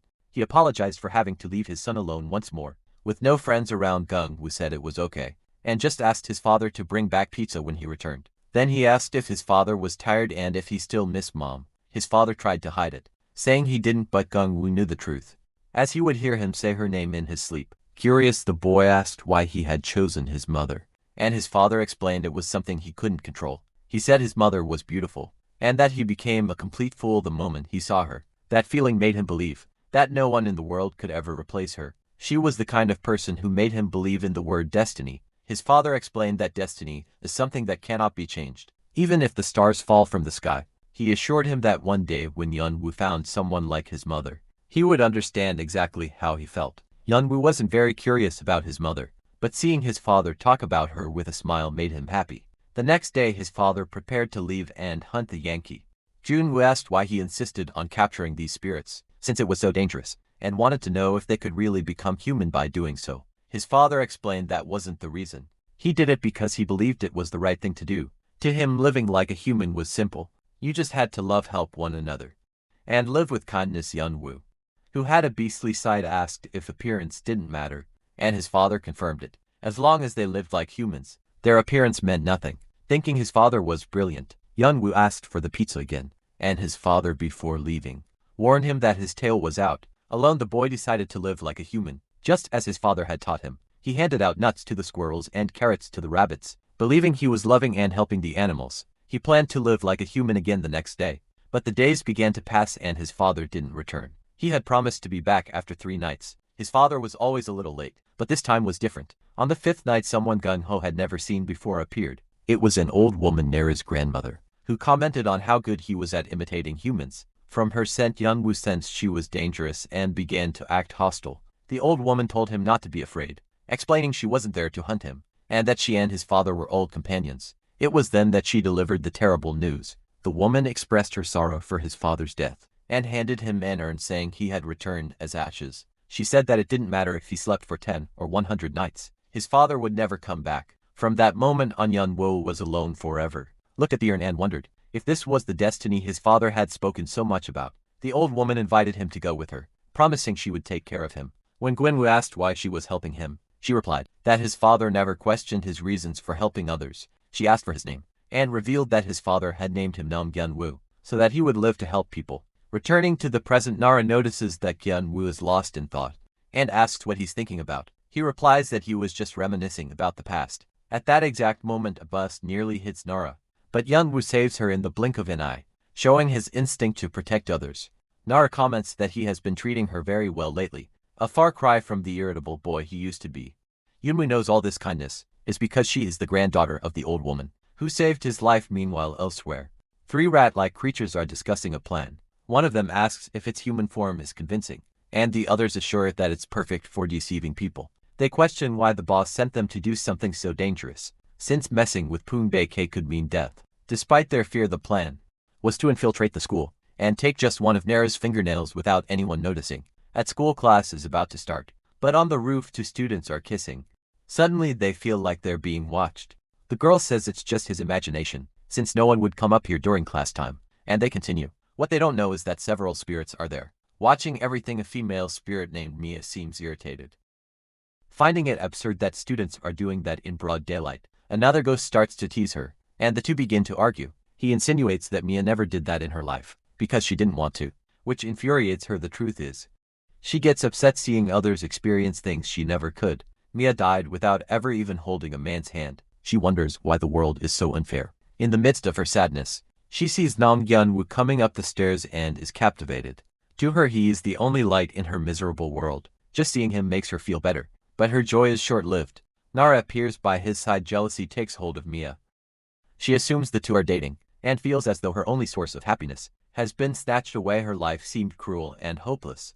To make matters worse, Nara stops beside Mia to talk, noticing she doesn't look well and offering to help. Nara's kindness only makes Mia feel worse, thinking it unfair that someone could be so beautiful and good. Mia remembers it was Nara who saved her from a fox attack, and her envy grows even stronger. She concludes that she is a horrible person, and therefore doesn't deserve to be happy. Her life had always been a sequence of pain. Her parents died in a car accident, and she had to become the head of the household, caring for her 5 younger siblings. She dropped out of school to look after them during the day, and worked in a factory at night. On her days off, she still worked odd jobs at a restaurant, dedicating every second of her life to her siblings. One day her boss, a kind young man, sent her home early, saying he would finish the work for her. He also gave her an advance on her salary, praising her great work, and Mia thought he was a wonderful person. Mia's boss not only paid her salary, but also gave her a bonus so she could buy something for her siblings. Grateful, she noticed the young boss also had something to say to her, and for a moment it seemed as if a romance was about to begin.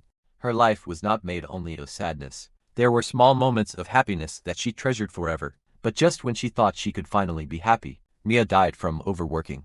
Even after passing away, her concern for her siblings was so great that she couldn't leave this world. As a spirit, she began to haunt them, mainly to ensure her youngest brother studied. It was by following him and nagging him that she ended up stuck in the school he attended. Nara, listening to the story, understood that Mia's love for her brother kept her tied there. Furthermore, Mia confessed that her only joy in life was a boy named Nam Hyun-woo, and the sadness of knowing they could never be together was immense. Not wanting to continue the conversation, she simply turned to leave. Nara still tried to stop her, saying she should at least stay to see her brother's graduation. But suddenly a beast with a rat-like appearance emerged and pushed Nara down the stairs. In the fall, Mia's spirit, who was beside her, ended up falling as well and somehow entered the girl's body. At that exact moment, Nam Hyun-woo appeared and reached out his hand to help the girl on the floor. Mia's spirit, seeing the man she loved offering help, was a shock. For the first time, she could feel the touch of his skin, and her mind filled with romantic scenarios, leaving her completely overjoyed. Taking advantage of the opportunity, Mia, now in Nara's body, began to shamelessly flirt with Hyun-woo. To the surprise of all the other students, she noticed every detail of him, from his jawline to the veins in his arms. Falling deeper and deeper in love, Gi-hoon-woo, on the other hand, was very uncomfortable with the way she looked at him, saying her gaze was too seductive. Wasting no time, she invited him to the rooftop, a place she realized was a meeting spot for couples. The sudden invitation left Hyun-woo speechless. Mia interpreted his silence as shyness. Since they weren't dating, decided to be more aggressive. She asked if he didn't like dates, and in a bold move hugged him from behind. The scene left all the students in shock. Hyun-woo, however, was furious and embarrassed. He pushed her away, not understanding what was happening, and hurried out of the room. Mia was confused. She thought he would like the initiative. After all, in the romances she read, the protagonist always fell for that kind of move. Reality, however, was quite different. Nara's friends approached worried, asking if she was okay because her behavior was so strange. Mia knew her time was short. As soon as the real Nara woke up, it would all be over. She needed to win Yunwoo over that very day.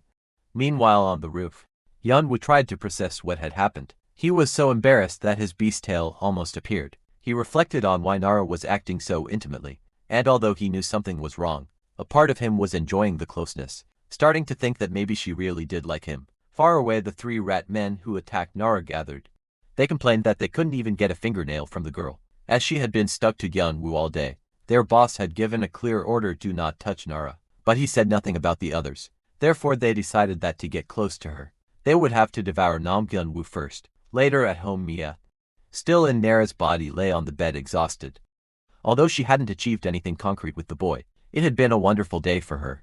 Still, she felt she had missed a golden opportunity. Before leaving Nara's body, she decided to change her clothes for her. Upon opening the closet, she found an amulet shaped like a rabbit hole, and to her surprise discovered there was a secret room inside. Curious, she stepped through and came out on the other side.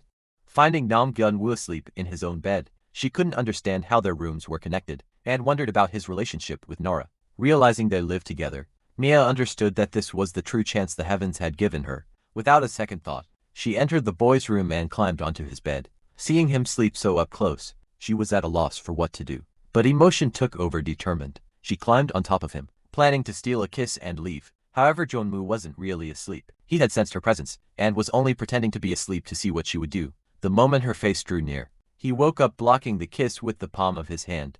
His eyes glowed an intense shade of red. Grabbing Nara's face, he asked in a menacing voice, "Who are you?" He knew this wasn't the real Nara. Angered that someone was impersonating her, he intimidated the spirit into revealing its identity, threatening to destroy it if it didn't leave her body. Mia, in a panic, argued that if he attacked her, he would hurt Nara's body as well, but he didn't care, and with a blast of energy, expelled her spirit. Mia's ghost, ashamed, apologized and tried to flee. Yunwoo yelled for her to stop, but her fear was greater and she disappeared. As she ran, his anger was clear, but perhaps it was only because it wasn't the real Nara, suggesting that if it had been her, his reaction might have been very different. At that moment, Yunwoo tries to wake Nara, but she doesn't respond. He realizes the expression on her face is her true one, not that of the ghost who had possessed her. Meanwhile, in some kind of astral plane, Nara feels comfortable, as if she were touching soft, warm fur. It's in this place that she hears someone calling the name Munchie. Suddenly she returns to her body and wakes up at home, remembering almost nothing from the previous day. Soon after, she discovers that the ghost named Mia used her body to try and seduce Yunwoo, and she is completely shocked. Mia apologizes and promises never to do it again. Embarrassed, Nara asks if anything happened between her and Yunwoo, and the boy confirms that nothing did. Even so, Nara says she can't just forgive the ghost. Yunwoo then interferes, saying he can't let a ghost that possesses people roam free, and states that he will help her pass on to the other side. Mia refuses, explaining that she needs to stay to watch her younger brother grow up. Nara tries to defend the ghost, saying she stayed at the school worried about her brother, and that she had a difficult life, having to take care of her siblings alone. However, Yunwoo is not moved by the story. To him, what the ghost did was wrong, regardless of her intentions. He makes it clear that the problem wasn't a simple kiss, but the fact that it was done against his will. Suddenly their attention is drawn to an old man arguing with a student. Outside the school, the old man, who is the principal, is scolding the student, Kim Seok-woo, for smoking. At that moment, Mia recognizes the boy as her younger brother. Outraged by the boy's attitude, and not understanding the sacrifice his sister made for him, Nara marches over and slaps the cigarette out of Kim Seok-woo's hand, shocking everyone. He calls him an idiot and says that his sister worries a lot about him. Upon hearing about his deceased sister, the boy seems to get emotional. However, the ghost points to the principal and corrects the situation, explaining that he is her real younger brother. Sarah is completely mortified for having gotten it all wrong. Mia's concern was for the principal, who, according to her, doesn't dress properly and has lost his hair. The principal, in turn, says he still feels his sister's presence, and that her voice gave him the strength to raise their other siblings and build a family. With that, everyone feels a sense of relief, seeing that her brother grew up to be a good person, and the matter is dropped. Sometime later, Yunwoo finds Nara asleep and wonders if he should carry her to bed. Instead, he ends up lying down beside her. He hesitates for a moment, almost placing his hand on hers, but pulls back as she sleeps. Our heroine keeps repeating the name Munchie, and it's in this state of sleep that a strange story begins to unfold, that of the Rat Utopia experiment. The idea was to create a paradise for them, but as the population grew, The animals' behavior changed. The strongest monopolized everything, while the weakest were isolated. Tired of the competition, many became violent and the society collapsed. Even when the population decreased, and the environment became pleasant again, the surviving rats only cared about themselves, and had no interest in others. The experiment was stopped before a total collapse. But the lesson was clear. This idea of competition connects directly to what happens next. In Nara's classroom, she gets a test back and is shocked to see she only scored 40 points, while her friends got very high scores. Nara becomes disheartened, feeling like she's the only one being left behind, and questioning if she'd be able to get into college like this. Suddenly she hears her friends criticizing her, calling her lazy. When Nara confronts them, they deny it, but then they turn around with red eyes and start cruelly insulting her, saying she never be on their level. That's when a rat-like man appears and announces the start of a new experiment. The school goes dark and the number 1 appears on Nara's back. A notice on the blackboard announces a game of hide and seek, with a serial killer. Nam Gyun-woo appears with the No. 2 on his back, confused by the darkness. Nara's to friends with numbers 3 and 4. Think they're in some kind of theme park. They look outside and realize they're in a giant place filled with buildings. Soon the girls find someone and decide to ask for information. To their horror, the man is a monster with an axe, bulging eyes and crooked teeth. The killer tells them to hide well and lunges at them, while the two run in panic. Meanwhile, Gung-ho is surrounded by 3 rat-like monsters who want to devour him. Without hesitation, he launches a counterattack. With a powerful punch, he knocks down the first one. He dodges the second and hits it with a blow that sends it flying, hitting the third one in the process. In a matter of seconds, all 3 monsters are on the ground. Gung-ho glares at them menacingly, but just then, the monsters call out for someone known as the Tattered One. Seeing Nam Gung-ho's strength, the remaining ratmen shout that he must be devoured, because he's too strong. At that moment, a gigantic stitched-together monster appears.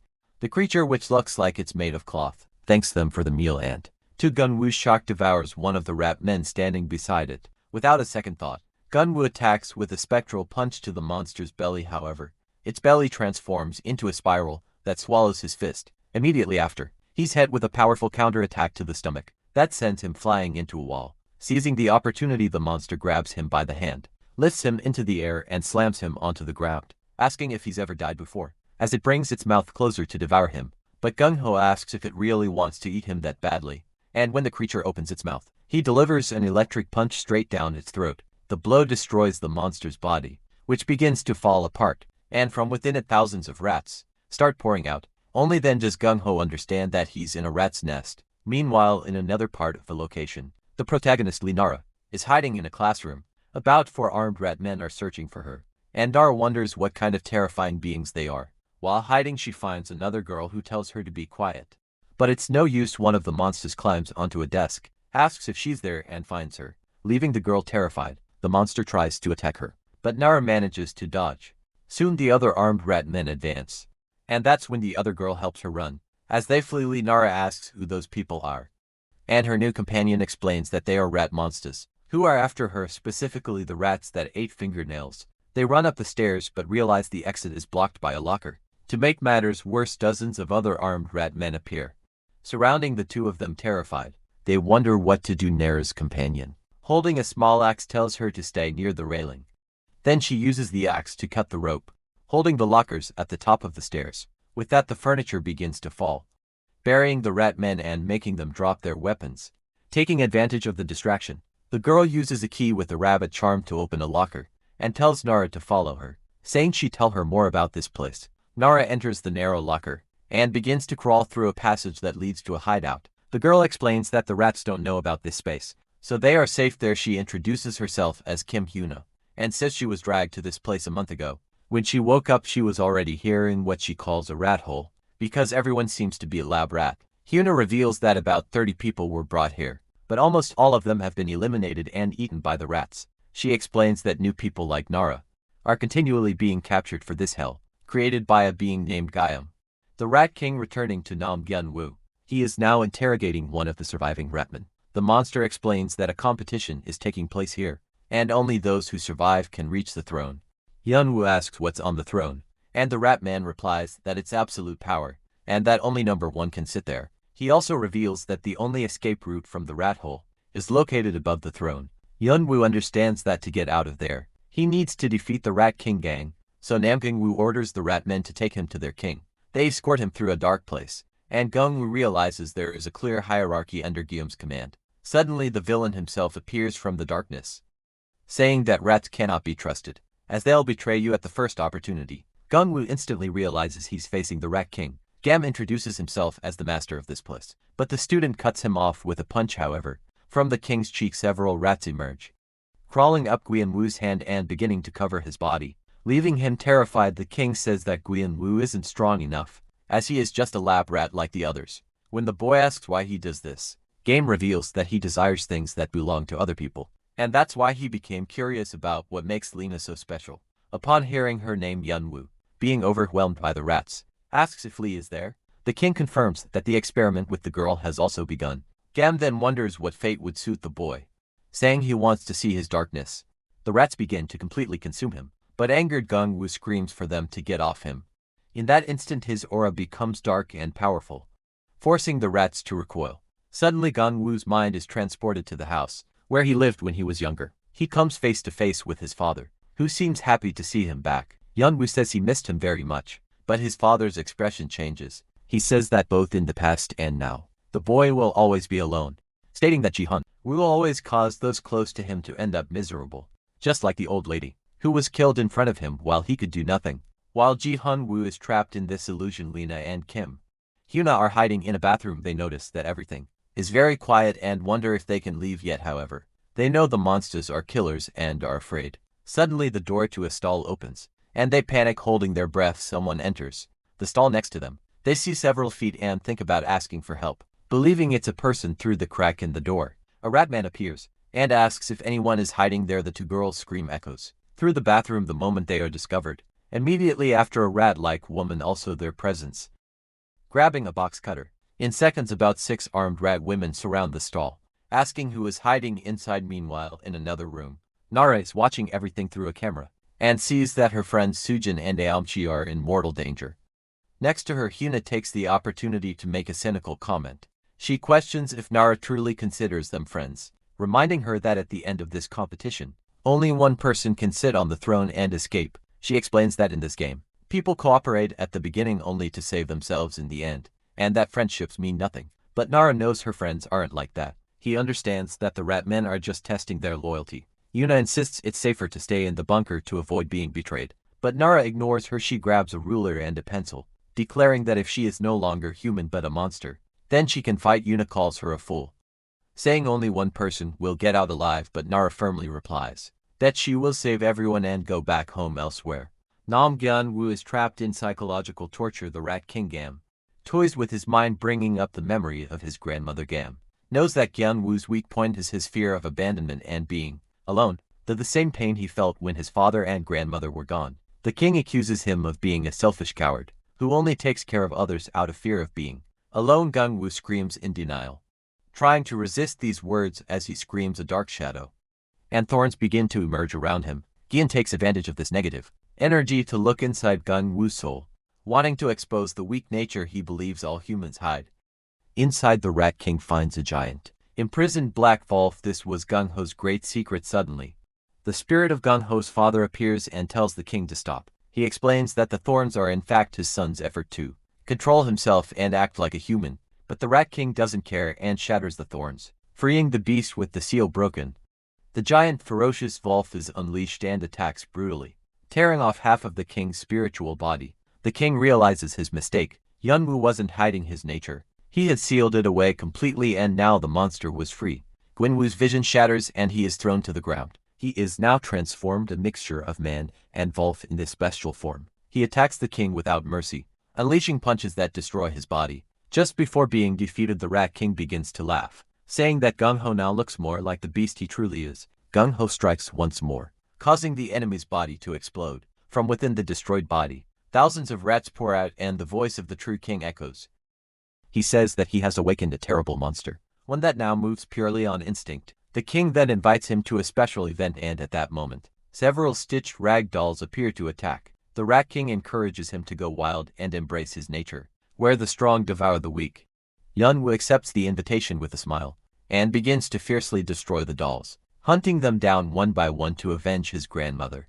Back in the bathroom, the situation was desperate. The rat women were holding Sujin and Aomchi by the hair, ready to devour them, but at the last second, an arrow made from a pencil strikes one of the rat women, who falls to the ground. Annoyed, Nara appears and challenges the others to come at her. She runs to lure the remaining three, leading them into a trap. The rat women follow her without thinking, and end up falling from the building. Sujin and AOMC are impressed by the plan, and Nara hugs her friends, relieved to have saved them. One of the rescued friends thinks about how Nara risked everything for them. This reminds her of a dark moment from the past. She recalls a time when they saw Hyuna, the girl who was with Nara, about to jump from the school roof. Back then, instead of helping, they just took pictures, showing that their friendship wasn't always genuine. Back in the present, Nara explains to Hyuna that the only way out is on the top floor. However, Hyuna is suspicious, believing that in the end, they will all betray each other in the fight for the throne. Because of this, she considers returning to her safe hiding spot to avoid getting hurt anymore. Even so, Nara extends her hand to her, offering a chance for them to escape together. At that moment, Hyuna notices a tattered monster approaching from behind Nara, and shouts to warn her. Suddenly, several of them appear and charge forward to devour the girls, but in the blink of an eye's shadow, slices the first monster in half. It was the Wolf Man. With impressive speed, he eliminates all the creatures using his claws and electric attacks. The girls are paralyzed, shocked to see the monsters defeated in a matter of seconds. Nara in particular is stunned, not recognizing the creature. Their fear grows. As the Wolf Man begins to walk toward them, he prepares a powerful attack, ready to use his claws against Nara, whom he seems to see as a being of light. In desperation, she screams the name Yunwoo, without even understanding why she did it. Upon hearing the name again, the creature suddenly stops its attack and embraces her as if a memory has been awakened. Meanwhile, the Rat King watches from a distance, frustrated. He had expected the beast to follow its instincts and eliminate the girl, and for a moment, it seems that's exactly what will happen during the embrace. Yunwoo's body begins to tremble, his eyes fill with rage, and his claws pierce Nara's back, making her scream in pain. Seeing this, Hyuna regrets following the girl, realizing that this thing was truly a monster. Nara screams for Yunwoo to get a hold of himself. In the midst of his fury, he seems to finally recognize her. The beast then releases the girl, handing her back to her friends. Upon seeing Nara's blood on his hands, Yunwoo is overcome with regret. In his vision, everything turns dark, except for her body, which glows blue. He doesn't want her to leave him alone. The girls start to flee up the stairs. He follows them. Hyuna yells for the monster to stay away, but her friends notice that he no longer seems aggressive, just sad. The girls continue climbing, but they soon encounter several rat men blocking the stairway. They prepare to fight, but before Nara can shoot her arrows, Yunwoo rushes past them. Filled with rage, he attacks the monsters and brutally eliminates them.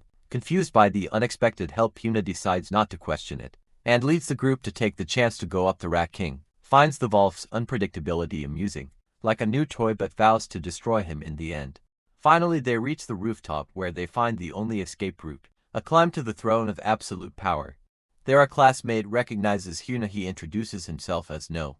18, and tells Nara that this is his third attempt to reach the top, offering to help. However, their conversation is cut short when Yunwoo appears, staring hatefully at the boy, who flees in terror. It's at this moment that the Rat King appears before everyone, announcing the start of the final test. The game is simple. The first one to sit on the throne wins. He declares that effort never betrays anyone, and that the winner takes all. With the starting signal, Yunwoo, in his Wolf form, begins to climb determinedly toward the throne. The other competitors, seeing that he's drawing the attention of hundreds of rat men, decide to use the distraction to their advantage and start climbing as well. The Ratman's feast begins, and they advance on all the competitors. Alone, Gung-ho faces the horde. With electric attacks and absurd speed, he defeats dozens of monsters at once, clearing a path. The other competitors, impressed by his power, seize the chance to advance. Hyuna and the other three girls also use the opportunity to climb. Everyone gives their all to survive and return home, but the danger is real. Amid the chaos, one of the competitors is caught by two rat men and brutally eliminated.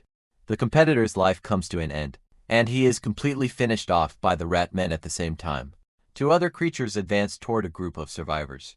Two friends prepare to fight. One says he'll take the monster on the right, and the other the one on the left. However, in an act of desperation, one of them shoves his own friend toward the beast to save his own skin. The betrayed boy becomes furious and screams that the traitor in the cap won't survive this. The boy in the red cap, now alone, wonders why he did that, having acted without thinking. He remembers a moment before all this, when he should have just walked past a motorcycle that was parked with the key in the ignition. The last thing that comes to his mind is the thrill of secretly riding that motorcycle and then nothing. He probably got into an accident and ended up in this bizarre place. While his former friend is torn apart by the rat men, the boy keeps climbing, crying because he misses his parents and wants to go home. However, an axe flies toward him and his life also comes to an end. The students, including Kim Hyuna and Linara, are terrified as they watch the scene. At the top, a bald man holding the axe warns that from that point on, anyone who tries to pass will be eliminated. He says that if they don't want a tragic end, they should stay below and not climb up to him. To competitors threaten him, but the bald man just challenges them to come up. One of them, blinded by hatred, climbs up screaming that he'll get out of there alive. Linara realizes that everyone has gone mad. She had hoped that if everyone worked together, they could escape and even become friends, but that idea shatters when the bald man eliminates the competitor with a single blow. Cooperation no longer seems like an option. Kim Hyuna recognizes the pattern, saying this is why she didn't want to climb to the throne. People always change in extreme situations, and a psycho like that bald man always shows up. According to her, even the most level-headed people quickly lose control when they're desperate because this place is a true hell. The bald man then asks if anyone else wants to face him. The other competitors back away in fear. He scoffs, saying that if they're scared they should just stand still while he becomes the winner. He promises that as soon as he gets out of here, he'll eliminate everyone who ratted him out to the police. It's at that exact moment that the Wolf mad Nam Gung-woo appears. Silently behind him, with a single punch he sends the bald man flying.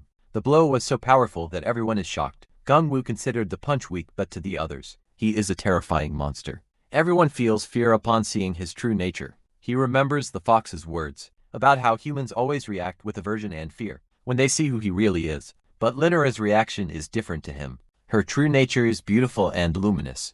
Goro recognizes him and, no matter what form he takes, continues to call him by his human name, the Wolf. Inside, Gung-ho wants to continue hunting the rat men, but Nam asks to take control for a while. He wants to use his strength to love and help others as his father taught him. Even though he looks like a Wolf, inside he is still Nam Gung-woo. This is his true nature. When he returns to his human form and looks back, everyone recognizes him. He asks them to hold on for just a little longer, while Linara positions herself to protect her friends. Nam Gung-woo advances to destroy the Rat King.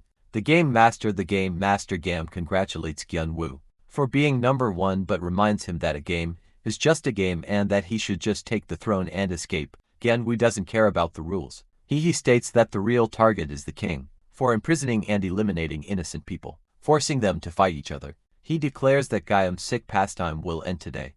Game replies that this place is just a reflection of the human world, a world of hatred where one must eliminate or be eliminated. He explains that he was born during the Korean War, growing by feeding on the hatred of the dying, and that he now devours the souls of the challenge's losers, claiming there is nothing sweeter than a soul drenched in malice. Enraged, Gung-woo calls him a demon and demands he come down to fight. The Rat King laughs, saying the true demons are the humans, who never stop fighting and hating. Then he unleashes a massive wave of rats upon Gung-woo. However, the student says he won't fall for the same trick twice, and unleashes an electric punch that blasts all the creatures away immediately after he lands a solid kick to Game's face, followed by a powerful thunder strike to his chest. Junmu doesn't stop delivering a flurry of hateful punches until Game's body begins to bubble like sludge. The Rat King flies into a rage, asking if playtime is over. As he reveals his true form, he transforms into a gigantic creature made of black sludge with a deformed face. Gaiam screams that humans turned him into this with their hypocrisy, pretending to be good while hiding their inner ugliness. As he says this, he attacks with his tentacles, and the first blow lands a direct hit on Gung-ho. Meanwhile, Linara watches the fight, worried that he's all alone and has taken such a heavy blow. Her attention is diverted when she sees a rat man about to finish off another competitor. Without hesitation, she saves the young man's life by shooting one of her pencil-shaped spectral arrows. The boy thanks her, but Kim Hyuna scolds her, saying this is no time to worrying about others, especially competitors who were ahead of them. Nara replies that she just can't stand by and watch someone get eliminated. At that moment, another student saves Kim Hyuna herself from a surprise attack from behind. Nara then tells Hyuna not to get distracted. Honestly, Hyuna never wanted to climb this high. She was terrified, knowing this place was a deeper hell than the rest of the game. Despite her fear, Kim Hyuna's words give Linara the courage to keep fighting by her side. Suddenly, however, a boy appears at the top of the structure, declares himself the first to reach the throne, and proclaims himself the victor. Nara recognizes him instantly. It's the same man she had just saved from the beasts. For a moment she regrets helping him, thinking she should have pretended not to see him. This feeling of frustration seems to permeate the air, filling the place with dark emotions. The other competitors feel a surge of jealousy and rage at seeing the man win, and some even consider pushing him off the top. And that's exactly what happens when a hooded figure appears and shoves the boy off the throne. Seeing her chance, Kim Hyuna shouts that it's not too late for them to make it to the top. Spurred on by the moment, Nara starts running to but quickly stops. She wonders why she's running so desperately. Is that hole in the sky really the only way out, and what's on the other side? Who made all these rules? As she ponders this, he glances to the side and sees Nam Gyun-woo in trouble. He's taking a serious beating from the Rat King. A giant creature made of sludge named Geum the monster leaps onto him, claiming to be the king of this place, and its stomp deals massive damage to Gyun-woo. Inside him, his inner beast evolve tells him he's going to need help, but Gung-ho refuses, insisting he can win with his own strength. He focuses spiritual energy into his foot and manages to blast one of the monster's legs apart. However, the creature regenerates instantly and kicks him away again. Gam explains that he is invincible here, as the place is overflowing with the dark emotions of humans. The inner Volf reprimands him for denying its very existence. It explains that they both exist together like waves in the same sea, and that within them lies a sacred relic, the Thunder Wolf. The beast says he must wield the power of malevolent spirits, just as an ancient hero named Pungbak once did. Gun-woo finally understands. He admits he was hiding his own darkness, afraid of being consumed by it, but now he accepts that it too is a part of him. Following the Volf's advice, he unleashes the relic's power with a brutal punch. The attack completely obliterates Gyum's monstrous form. All the other competitors stop in their tracks to watch as the Rat King begins to disintegrate within his own domain.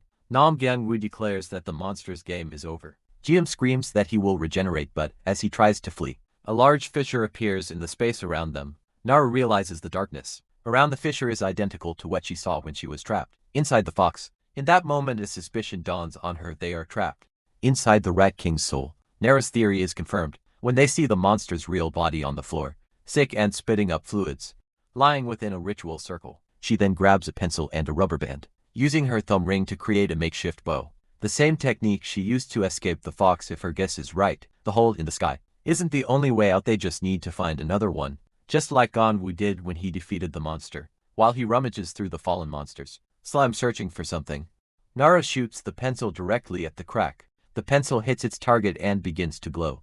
In the real world, the Rat King's body also glows, and he screams in pain. The entire space begins to collapse.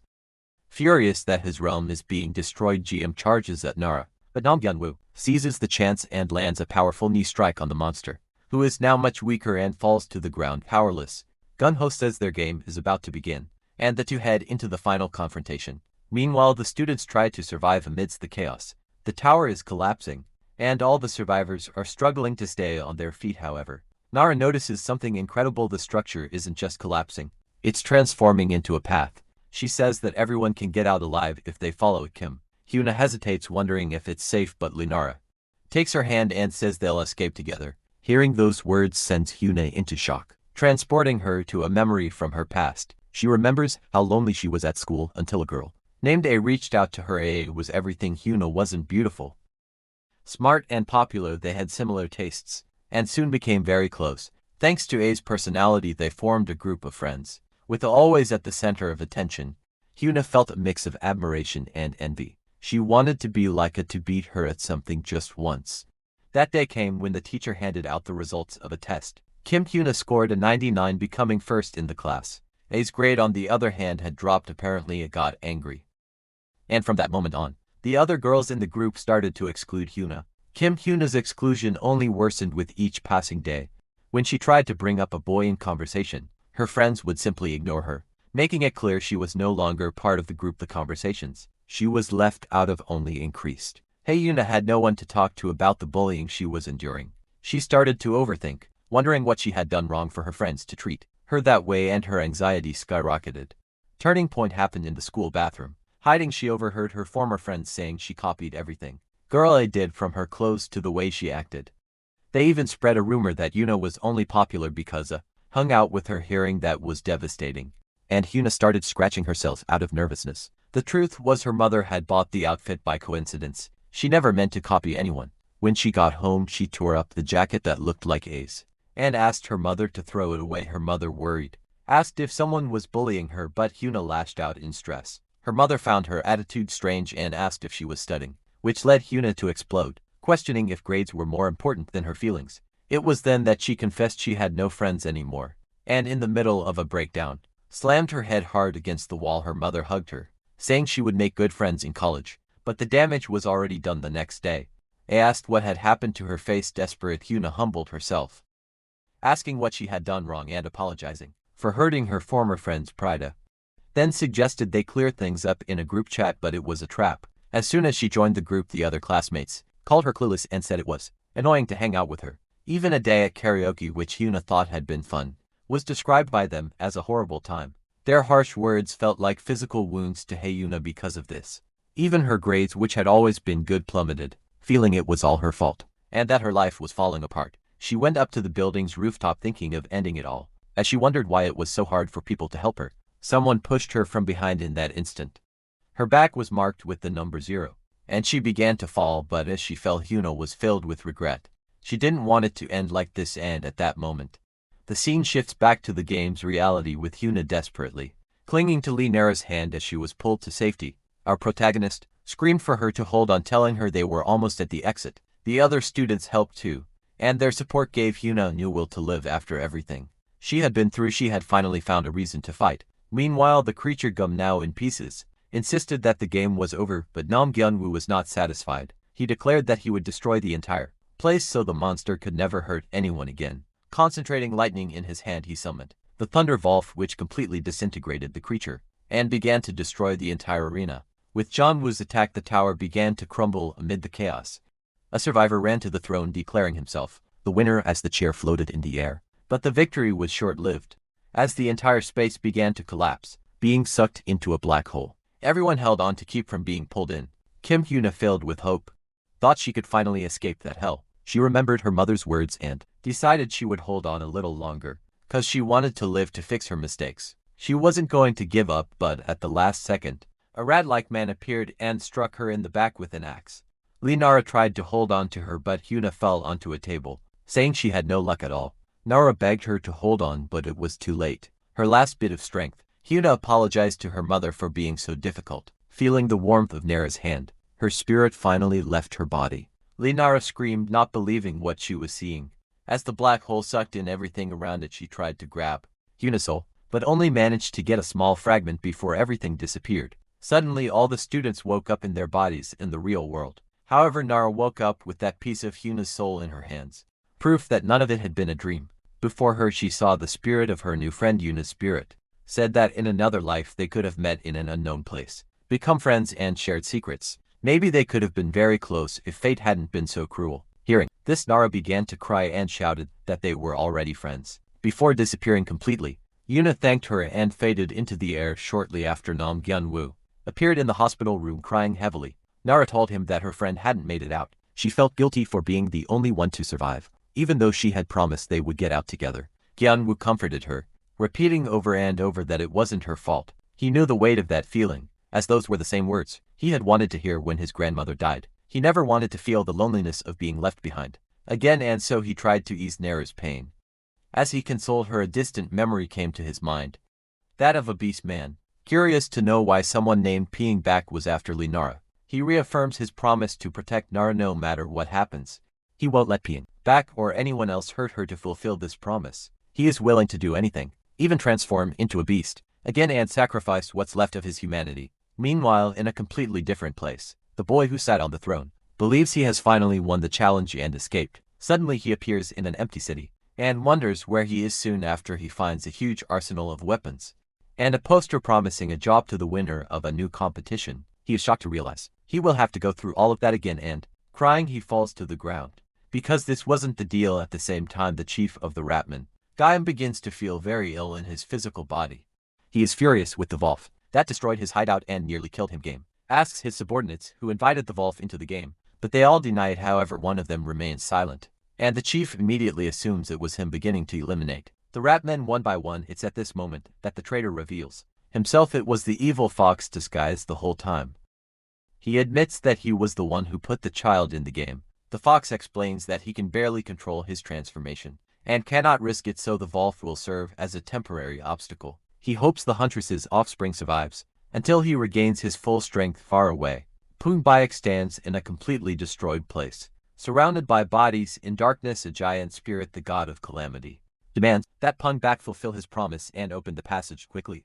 If he does so, the god promises to turn the land of Dangoon into a true hell. Poonbayak agrees, saying that no matter how many times he saves humans, they never change. Because of their greed, they become mere insects not worth saving. He declares that he will cleanse the corrupted land and start everything anew, becoming the Dangan of a new world. To do this, he needs to gather more Yangwees, the evil spirits. But all of this was just a prophetic dream of the matriarch of the beast family. Looking out the window, she understands that a spirit showed her this vision. The crow spirit appears and urgently asks her to stop. Poonbayak, he reveals that the villain is gathering the souls of living humans to summon the god of calamity. The woman is shocked and wonders how he is doing something so terrible. The scene then shifts to a bus where we see Hondo Sunbi, the middle son of the beast family. Some girls on the bus notice how handsome he is, and one of them stares at him intently. Soon Bai notices and gets annoyed, but not with her. He is angry at an Yeon Kwai, a deformed slime creature that is on the vehicle. Suddenly, other evil spirits begin to climb onto the surrounding cars.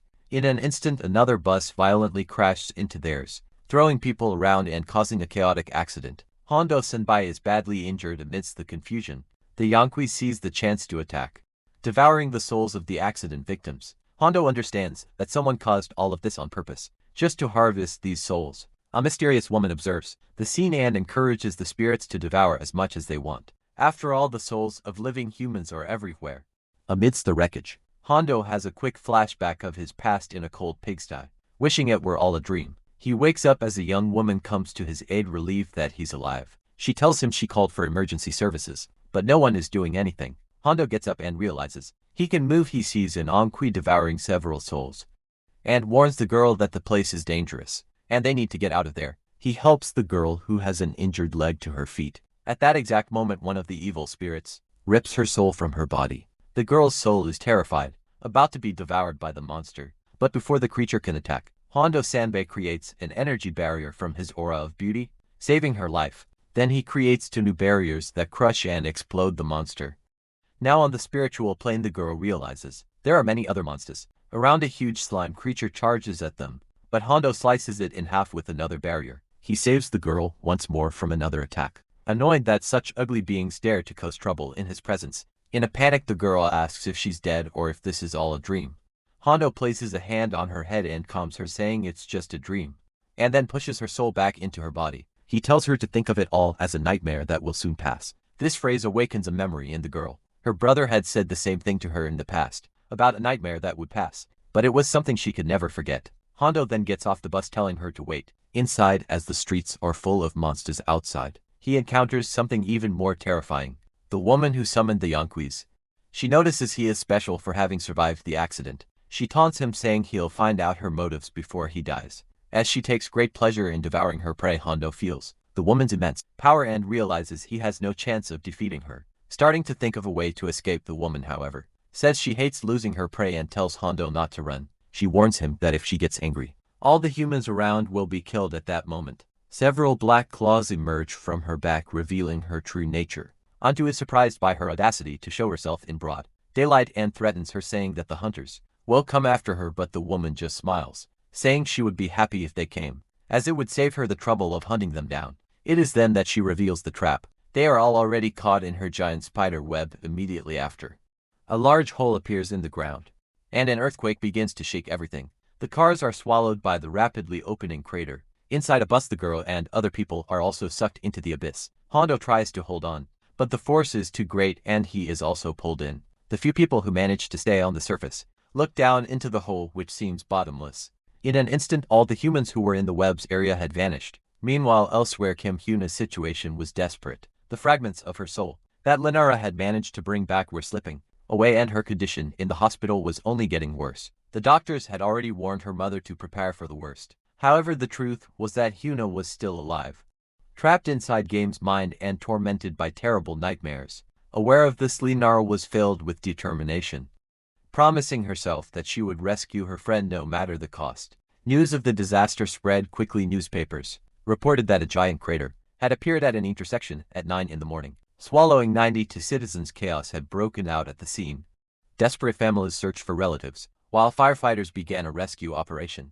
They descended with ropes and flashlights, but the depth of the hole already suggested the worst. Upon reaching the bottom 102 meters deep, the rescue team found something even stranger. The place was completely empty. There were no bodies, no cars, nothing. The only things they found were spider webs and a structure that looked like an ancient temple far away. The protagonist's family of hunters was discussing the situation. The matriarch, the group's leader, believed that the great chaos was finally beginning. When Nam Gyun-woo appeared, she suggested he rest, but he expressed concern about leaving the family alone. The matriarch, with her usual arrogance, assured him that she was the strongest of them all. Protagonist, however, stepped forward and declared that she wanted to go too. Her motivation was clear: she needed to help Kim Hyuna, and didn't want to regret not trying. Seeing her determination, her mother allowed her to go, and Nam Gyun-woo decided to join as well. The matriarch then promised to pay the two students well for their work. Back at the crater, the fire department team, still confused about what was happening, was taken by surprise. People began descending, bringing portable toilets with them. From inside one of them, a man in a suit emerged, introducing himself as a member of the National Intelligence Service Division, for he ordered the immediate evacuation of the firefighters, claiming a risk of a gas explosion. In reality, they were a special phenomena response team, secret department that investigates the supernatural. The leader, Gongcha, gave the order, and soon the hunter teams began to emerge from the portable toilets. First the Odangun team with our heroes, then the Jungsan Ghost team, and the exorcism team. The tension between the groups was immediate, especially between the family's matriarch and the leader of the Jong San, who traded insults as soon as they saw each other. Gongcha ignored the provocations and got straight to the point. The mission was to capture the spider responsible for the disaster. He revealed that it was also the culprit behind the derailment at No Guang Station. Should cause 70 casualties. The bounty on the creature's head was 1.2 billion won, and the hunter or team that defeated it would keep all the money. The leader of the Odangan team quickly showed her interest in the reward, much to the disapproval of the exorcists, who found her attitude vulgar with so many lives at stake. Without wasting any time, the teams began to enter the portal that led to the spider's lair. The protagonist found it strange how everyone entered without hesitation or any sign of fear. Nam Gyun-woo asked if she was ready, and after she confirmed, the two of them entered last. On the other side, the scene changed drastically. They were in a dark cave of sorts, filled with webs and bodies hanging from the ceiling. One of the corpses was so old it appeared to be from the Joseon dynasty, showing that the spider had been active for centuries. One of the exorcists taunted the students, saying they could still go back if they wanted to live. Lenara, in turn, responded with a dark joke, saying she saw the shadow of death on his face, which startled him. They realized the creature had been clever, disguising its hunts as accidents to avoid being discovered. While a Buddhist member began to pray for the dead, a priest noticed that the corpses still had gold pieces on them, a wealth that couldn't take to the afterlife. Despite the solemn moment, the priest couldn't resist the temptation and took a gold chain from one of the bodies. He tried to justify the theft, saying he would use the money for a good cause, and even quoted a line from Jesus to ease his own conscience. But in that same instant, a giant creature appeared out of nowhere, startling everyone. The monster grabbed Father Choi by the neck and, without hesitation, devoured him in front of the group. Just when everyone thought it was the end for him, something incredible happened. The priest said a prayer from inside the monster, and simply exploded the creature from the inside out, emerging completely unharmed. Lenara realized he had used a divine power to save himself, and the matriarch was impressed by his faith. The priest revealed that he had been expecting a trap like this. With the threat revealed, the three groups prepared for battle. The leader of the Jiangshan, however, saw this as an opportunity to move ahead while the others dealt with the horde of monsters that began to appear. The masked man meanwhile warned the students to stay out of the way and pulled out some talismans, which irritated Nam Gyun-woo. The fight truly began as the creatures charged forward. The Buddhist monk acted first, creating a mandala on the ground that generated a magical sphere of protection around them. Meanwhile, Father Choi activated his own power, making two red crosses glow on his hands and using his holy fists to punch the monster. Soon after, an older archer asked the priest to step aside and fired a flaming arrow of annihilation, eliminating several creatures at once. To top it off, the masked man threw his talismans, which acted like bombs and exploded in sequence, causing massive destruction. Despite their combined efforts, Father Choi admitted he could no longer keep up the pace. Situation worsened when the monsters began breaching the monk's protective circle. The shield was breaking, and the students started to panic. The master warned that her guardian deity was taking too long to appear, and in desperation, she screamed that she needed more time. At that exact moment, just when all seemed lost, Nam Gyun-woo stepped in front of her, his body covered in lightning. He decided it was time to show his true power. It was time for the Wolf to emerge. With a fist glowing in the darkness, he fearlessly charges forward and uses his Thunderwolf technique. A massive Wolf made of lightning forms and attacks the monsters, electrocuting all of them in a matter of seconds. A blast of destructive energy annihilates all the remaining creatures, leaving all the other hunters completely shocked by the young student's power amidst the general. Surprisingly, Nara tries to help but ends up making a mistake. She fires a spectral arrow that, instead of hitting a monster, goes straight for Nam Gyun-woo. He calls her inexperienced, which upsets her. Our hero realizes he stood out too much, exactly what his mother had warned him not to do. She had told him that if the other hunters discovered his true nature, they would be hunted. The saying goes that a hunter's arrow pursues evil energy, and that's why it hit him. Looking at his hand, which was beginning to take on a wolf-like form, he understands what happened. He was already prepared for this possibility, so he endures the pain, hides his hand, and tells everyone he's fine with the area cleared.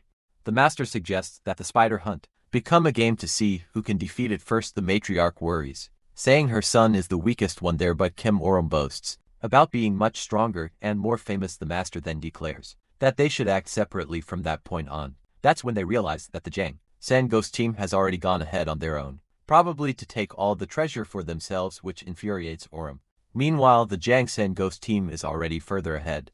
Using binoculars, they find what appears to be the spider creature's warehouse. Inside, several people are trapped in cocoons, intoxicated by a venom that keeps them alive in happy dreams. Their target, however, is not the spider but a specific girl worth 6 billion won, 5 times more than the reward for the creature itself. The leader, Jang Seung-bai, wants to rescue her to deliver her to a mysterious client, as they wonder who would pay so much for a child.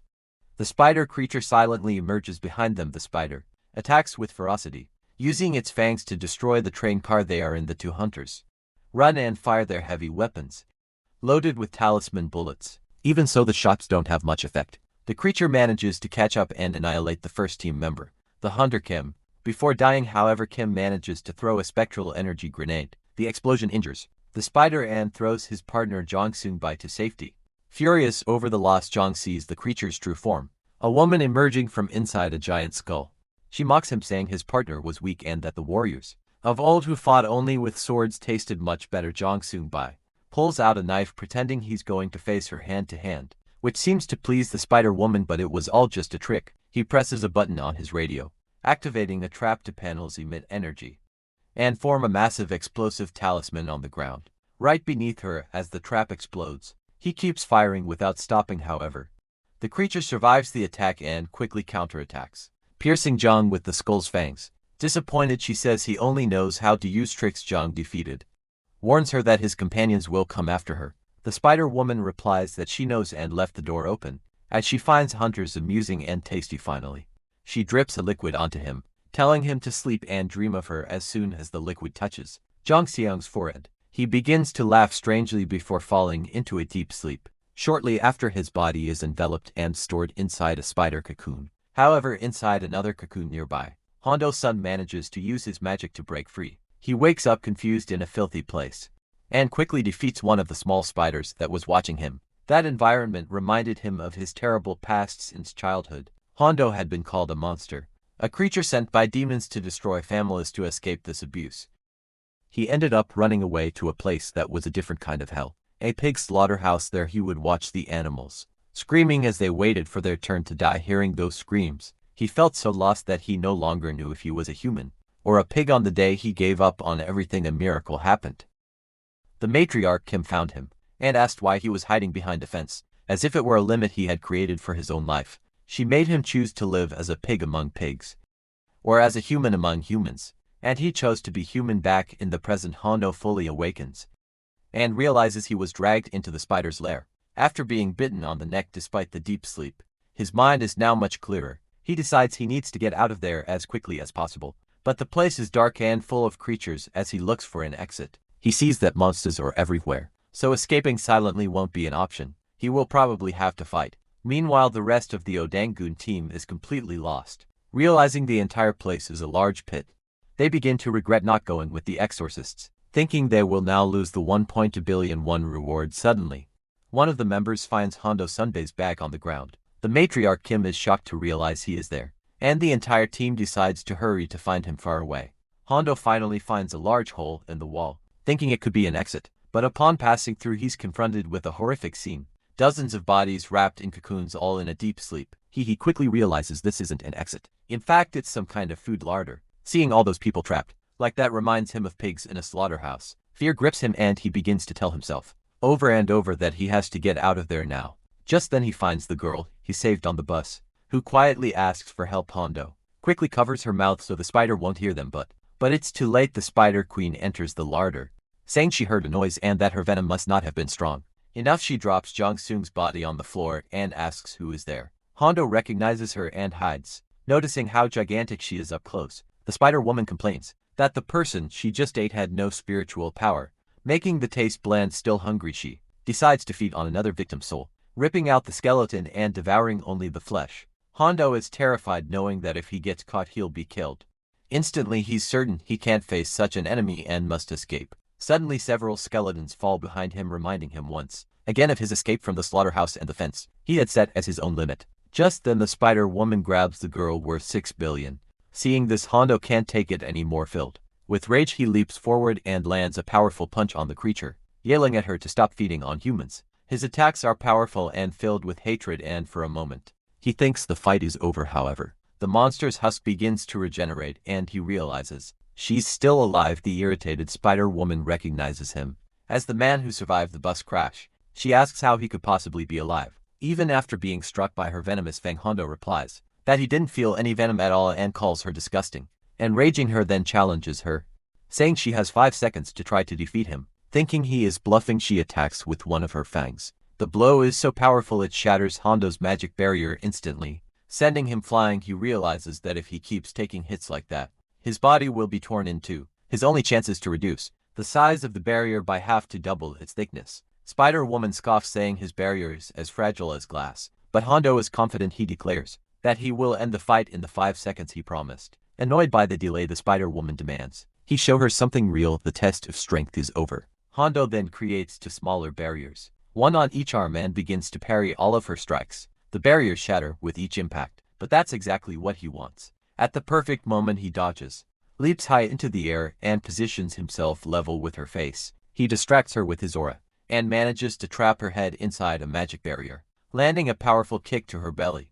The Spider-Woman uses her fangs to destroy the barrier, but as soon as it breaks, another barrier appears underneath. It was a trap from the beginning. Hondo reveals that his real plan is to compress the barrier to its limit and turn it into a blade. As soon as the second barrier is broken, he uses his technique, the soul guillotine. The barrier transforms into a sharp blade that strikes the Spider-Woman squarely, slamming her to the ground. The blow seems to have been effective, but to Hondo's astonishment, she is still alive. With a smile, she asks if his 5-second hope is already over, revealing that his special attack wasn't enough to cut her. The Spider-Woman continues to mock him, saying that all the hunters who thought themselves special ended up the same way, dead in her graveyard.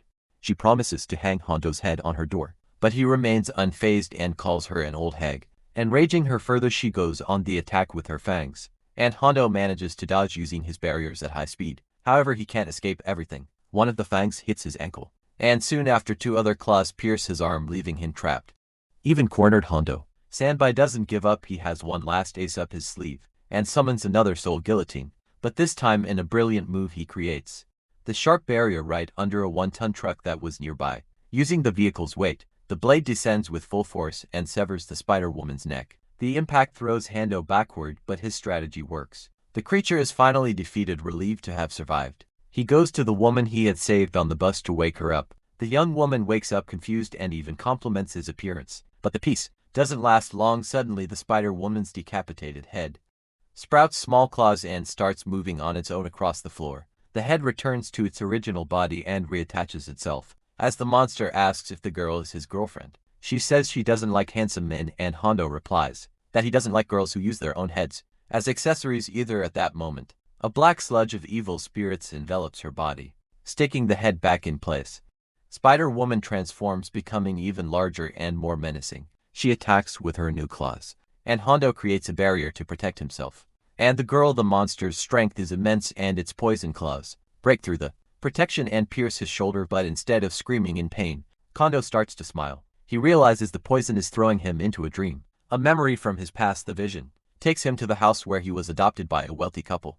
After leaving the orphanage for a while, everything seemed perfect, and he finally had a family that loved him. The situation changed completely when the couple managed to have their own biological daughter. From that moment on, Hondo was completely neglected, realized he was no longer needed by them. Everything worsened when one day his true identity was revealed, frightening his adoptive family. For long and terrible years the couple treated him inhumanly, imprisoning him in a basement with a chain around his neck. The days were painful. He suffered from hunger and thirst, and to endure the loneliness, he would count the specks of dust in the air. The only person who showed him any kindness was his little sister Sumi, who would sometimes bring him food in secret, even if it meant getting scolded by their parents, until one day, along with the food Sumi left to Ki, the boy managed to free himself and fled into the rain. Not knowing where to go, he saw a truck full of pigs and thought it would be the perfect hiding place, a place where he could camouflage himself and hide his true nature. Tired of everything, he climbed in among the animals, thinking it might be better to just become a pig.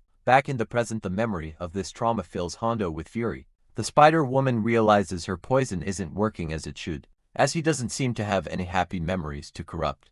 Annoyed, she flings him away with her claws. Hondo feels immense pain, but manages to create a barrier to protect himself. The monster strikes with a heavy blow that shatters the barrier and drives him into the ground. He takes a series of blows from the creature's 8 legs, but refuses to pass out. The spider woman asks if he has finally understood his place, but Hondo knew from the start that she was a monster far too powerful for him. Even so, he keeps getting back up. He remembers the words of someone who encouraged him to stop hiding. He had chosen to live among pigs, but he could live as a human if he wanted to. That's why he decided to fight to the end, even if it cost him his life. The spider woman laughs at his determination and strikes with a fang right in the middle of his chest. The blow begins to tear the soul from his body, and Hondo goes into shock. But at the last second, Kem, the leader of the Odangan team, appears and lands a powerful punch on the monster, saving him. Furious, she yells at the creature not to touch the boy, whom she considers a son. The punch is so strong that the spider woman is thrown to the ground, seemingly defeated. Shortly after, the rest of the Odangun team arrives to help. The matriarch complains that the monster messed up her son's handsome face, and Hondo starts to cry with emotion upon seeing that everyone came for him. Linara jokes that it was for the money, but the feeling of family is real. Gehen, his older brother, holds him, and even Nam Gyunwoo, the youngest, is there, even though Nam says he never considered him a brother. Hondo thanks him and shakes his hand. He realizes that finally he has a place to belong. The spider woman gets up impressed. She says she has never seen a hunter with such strong spiritual power. The matriarch Kim thinks the compliment is for her, but the monster points to the girl behind her. Linara, the creature, claims that in 800 years it has never seen such great energy, and that she must taste delicious, revealing its intention to devour her whole. Faced with the spider woman's threat, Nam Gyunwoo steps forward and declares that won't happen, promising to crush her with his own hands. The spider queen then summons one of her servants, a skeleton knight mounted on another spider. She explains that this is her 9th husband, who betrayed her in the past. With a gesture, she envelops him in dark energy, turning him into a loyal servant, and ordering him and the other skeletons to capture Linara. The skeleton knight charges forward, and Nam Gyunwoo attacks it with an electric punch. However, the blow isn't strong enough, and the skeleton counters with a powerful sword strike. Matriarch Kim defends against the attack and shouts for Nam to go straight for the spider queen. Meanwhile, Linara is being protected by Hondo Sunbae inside a shield. He starts using her pencils to attack the monsters outside, and Sunbae encourages her, assuring her the shield won't break and asking her to trust him. Seeing this scene from a distance, Nam Gyunwoo completely misinterprets it and becomes filled with jealousy. Angrily, he starts punching the spider's minions, yelling at Hondo Sunbae not to take advantage of the situation. Unleashing his fury, he eliminates dozens of creatures with his electric fist and shouts for Linara not to trust Sunbae, but to trust him instead. Enraged, Nam Gyunwoo challenges the spider queen to face him directly. She attacks with her enormous claw, but he counters with an electric punch so powerful that her hand goes limp, and he slams it into the ground. The queen, however, warns him not to think he's won just by breaking one of her arms. Suddenly, her other arms pierce through Ji-hun's body, catching him by surprise and wounding him gravely. Seeing this, his family is horrified, but instead of screaming in pain, he begins to smile, and a dark voice echoes, saying that one day he would need the Wolf's presence, for the two are one and the same. Before everyone's eyes, Nam Gyunwoo completely transforms into the Black Wolf. Spider Queen mocks him, but the Wolf simply smashes her face into the ground with a single arm. The impact is so absurd that Hondo soon Bai warns Linara not to get any closer, as he is far too dangerous. His family tries to shout for him to return to his human form, but he doesn't listen. The queen, irritated, snaps her fingers and traps him in a web cocoon, then throws a bus on top of him. However, the werewolf dodges with incredible speed as he charges. Again, a train appears out of nowhere and hits him in midair. But even that isn't enough. Nam, in his monstrous form, shatters the vehicle's walls and continues his pursuit, landing a massive kick to the creature's head, slammed into the ground. The Spider Queen screams in pain and finally understands that Yunwoo is a beast just like her.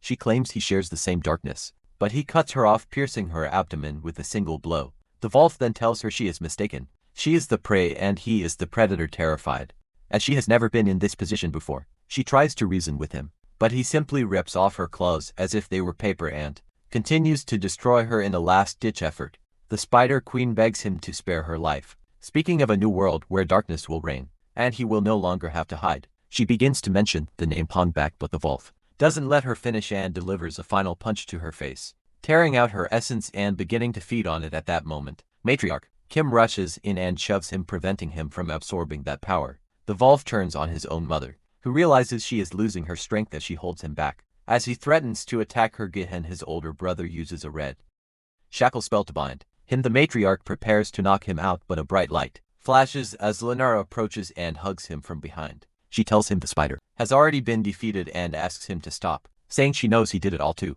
protect the man that she trusts him. For a moment the hug seems to work. He falls to his knees and his consciousness appears to return, but it's only temporary. An instant later, he places his hand on Linara's neck, claiming that she belongs to him. The wolf says she is just another shiny piece of prey, and that no one, not the Rat King, not Pun by Act, can take her away. As the wolf opens his mouth to devour Lee's soul, a countdown ends, and an arrow with a talisman strikes his back, causing an explosion. A team of exorcists appears, surprised to find an evil wolf there. They finally understand that Yunwoo was a monster all along. The group's master summons her guardian deity, a general spirit, and orders the creature's elimination. But as they all prepared to attack, Linara steps in front of him and stops them, claiming he is not a monster but her friend. The priest in the group retorts that he was about to devour her, but the girl replies that he's just going through puberty, leaving everyone confused. Ignoring the argument, one of the exorcists fires an annihilation arrow. Hondo Sunbae creates a barrier to protect his brother. Questioning what they are doing, the wolf, however, shatters the barrier, grabs Linara, and as the guardian deity attacks him, he begins to flee. Holding the girl in his arms, he scales the walls and disappears at high speed. His family tries to follow, but his agility is superhuman. Gihen is left behind, wondering if he could even calm his brother down if he managed to catch up. As Gihen runs to catch up with his transformed brother, he holds on to a small hope that Linara, the girl the wolf is carrying, can calm him down in the midst of the confusion. The master of the exorcist team doesn't understand why everyone is trying to protect a creature that seems so evil. Matriarch Kim Warren, however, cuts the conversation short and tells them to mind their own business, stating that her family will deal with the wolf. She even issues a threat, saying she will wipe out anyone who ever touches her children again. At that moment, everyone notices that the Odangan team has also managed to capture the giant spider, confirming the rumors that Kim Oran is truly one of the best. Hondo soon, by focused on the reward, starts searching for the spider's head, which is worth the prize money. Kim Warren also grows desperate, thinking about the 1.2 billion she could lose. To everyone's surprise, the spider's severed head sprouts small legs and tries to escape, proving to be much more resilient than they had imagined. When someone calls it a cockroach, the head charges forward furiously, but it's finished off for good by Jong-soon, who uses a knife. The matriarch becomes furious, accusing the ghost Jong-soon of trying to steal her prize. However, he explains that he only wanted to avenge his partner, and had no intention of being unethical to prove it. He gives up the reward and hands the head over to Kim Warhan. The truth is, Jong-soon has a much bigger target in mind, the 6 billion, for capturing Lee Sumi, the daughter of the QJ conglomerate. He wouldn't risk that fortune for a mere 1.2 billion.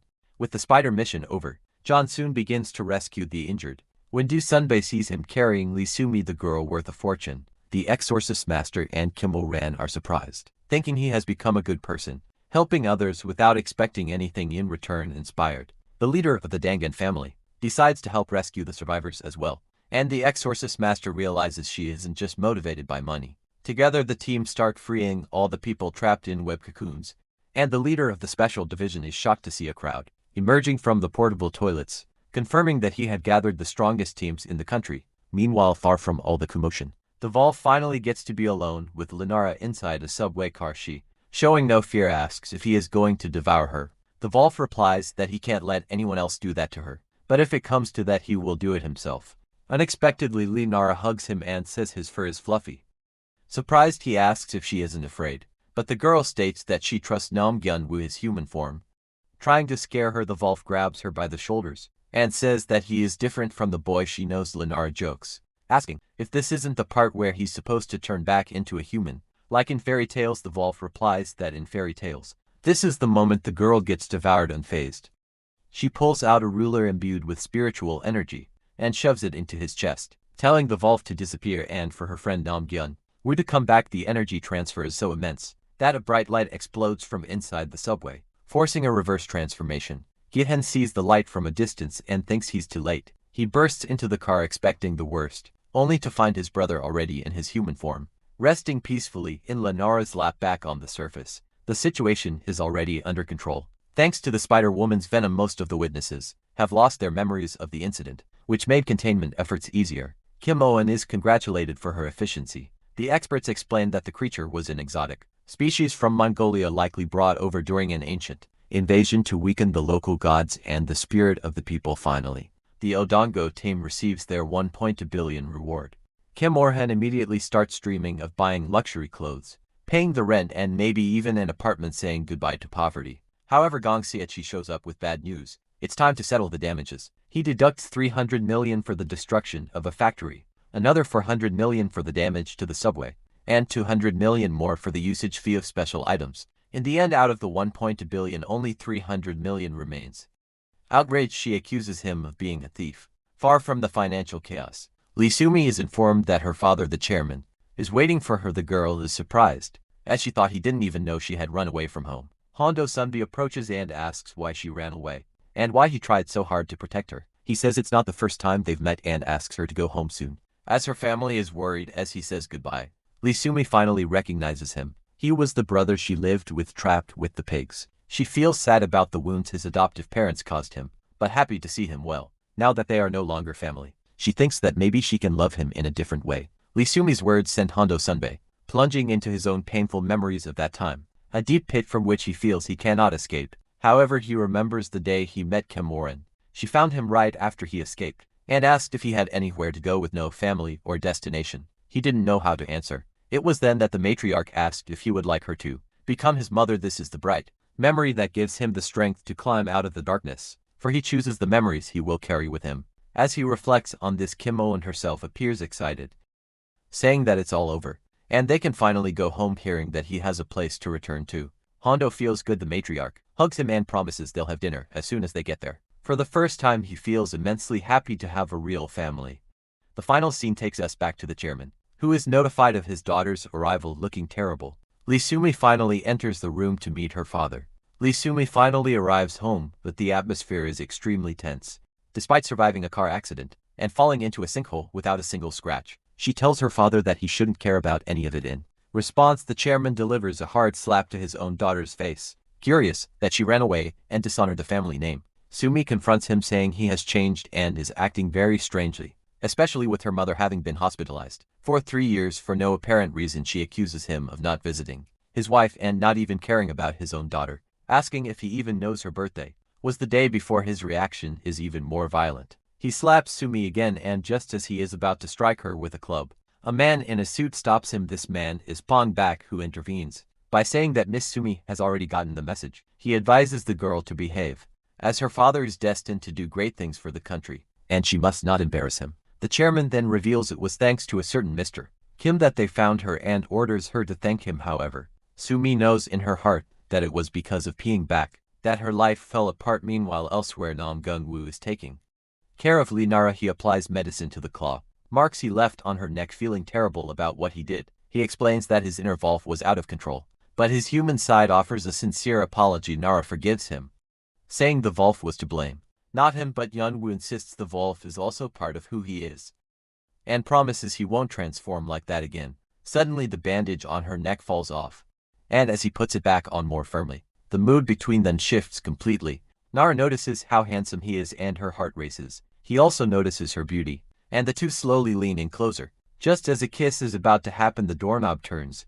It is Nara's mother, asking why the lights are off in the room. Panicked, Yeonwoo hides under the covers. Nara lies to her mother, saying she was already going to sleep, and that the male voice she heard was from a YouTube video. The mother, however, remains suspicious. She comments that her daughter has been acting strangely, and that the room, which used to be a mess, is now always clean. With a knowing look, she suggests that Nara has found a boyfriend, while her daughter denies it. Gungwoo, still hiding, begins to breathe near her navel, tickling her. Nara rides to keep from laughing, but ends up accidentally kneeling him in the chin, making a loud thud. The mother asks what that sound was, and Nara, with no other choice, whips the covers off, to everyone's surprise, instead of the boy.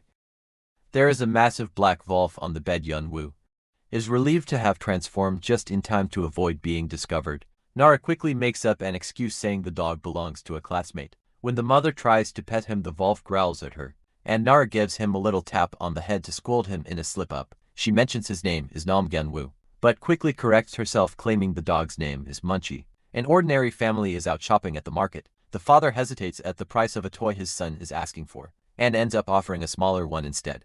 The boy understands the situation without needing it explained. At that moment, the man hears a voice. His father's spirit appears, calling out to him, whispering a sequence of numbers and telling his son not to forget them. It was a dream. The man wakes up in a panic and tells his wife that his father appeared with a string of numbers. Only then does it click, they were lottery numbers. At the school, the spirits talk among themselves about what happened. Mr. Kim decides to show his friends his ability to move physical objects. He focuses with everything he has, but the can doesn't budge. After a lot of effort, he lets out a shout and the can finally moves. Ghosts are stunned. It's the poltergeist phenomenon, the ability to move real objects through spiritual force, even without being alive. The more you practice, the more you can do, and Mr. Kim has a plan. Use that power to alter the lottery numbers and help his son. The effort is brutal. Using the power feels like hitting the absolute limit of exhaustion. The female ghost encourages him to think of his son so he doesn't give up. Kim pushes through, and all the spirits around him cheer him on to keep going. Nara had noticed the school had gotten more restless because of the ghosts. She watches it all with a smile, moved by the love Mr. Kim shows for his son. She was sure he was a good father, but Kim surprises her. He admits he didn't treat his son well when he was alive. He says children notice everything, wealth or poverty, and that the day at the market was the boy's birthday. Kid had asked for an expensive toy gun, and his father told him he'd use real guns. When he joined the army, his son was upset. Kim wanted to raise his son normally, even with little money, but he never imagined that living a normal life could be so hard. Nara shouts at him to have courage and touches his hand, transferring spiritual energy. Kim lights up, grows. Looks like he could move a mountain. The wolf watches and recognizes what Nara did. She shared her own energy. The live broadcast of the lottery draw begins. Kim thanks Nara and passes through the walls to get close to the machine. As the drum spins, he reaches his hand in to alter the result. This time he's going to do something for his son, but a giant ghost in samurai armor appears out of nowhere and pulls Kim away. The warrior spirit demands to know if Kim served in the military for his country. Around them, dozens of military ghosts stand waiting. The general declares that it's time for their descendants to be rewarded. Younger spirits jump into the argument, wanting their own ancestors to help their descendants. The conversation goes nowhere, and the ghosts come to blows. Kim looks at that chaotic brawl and doesn't back down.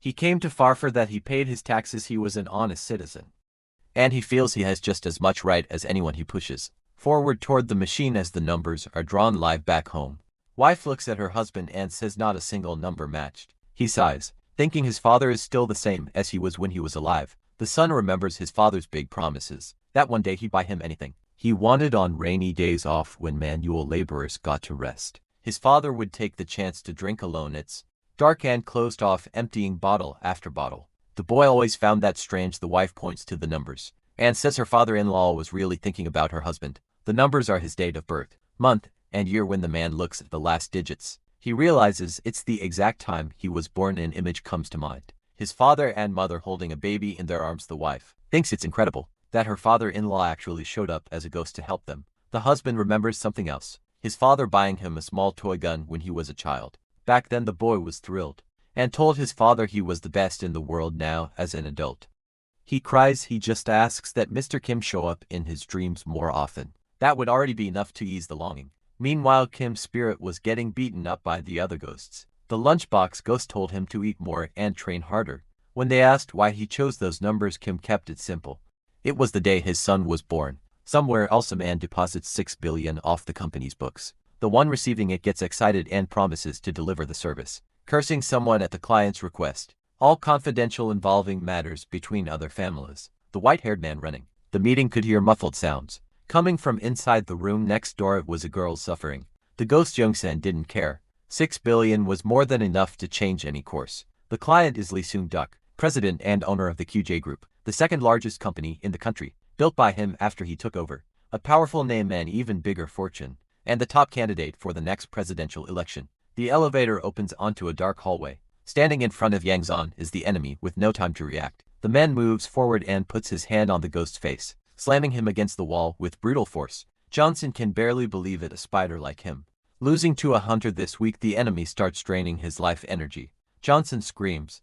A sword cuts through the air. The great samurai ghost appears and severs Peng Bai X's hand, saving Johnson at the last second. Lady Koi's ghost had been following the two of them the whole time. She knew Johnson wouldn't easily give up the 1.2 billion reward for the spider. When she suspected he was going to act alone, she started tailing him. The enemy's dark aura covers the entire building. The exorcist questions whether Peng Bak was conspiring there, and asks who that man with so much dark energy is. Jackson doesn't know.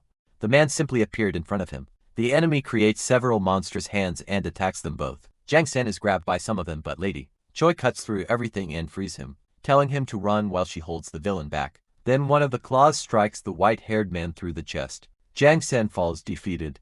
The suited villain leaps to the ceiling and comes down with a direct strike at the exorcist. Choi takes the hit. They realize too late he used a counter curse against the Master Yan. Kui hands begin to sprout from the openings in her body. The black tentacles spread across the entire area, bursting out of the car and destroying everything around them. Peng Bak leaps onto the vehicle and finds his targets. At the sight of the villain, despair washes over both heroes, and he wastes no time controlling the ghostly hands to capture them. Everyone is immobilized, starts feeling pain. As Bayek prepares to finish them off, that's when the ghost appears. He interrupts the villain by grabbing his neck, and he hurls his body against the wall with force. The black hands react and attack the ghost, who ends up being knocked down.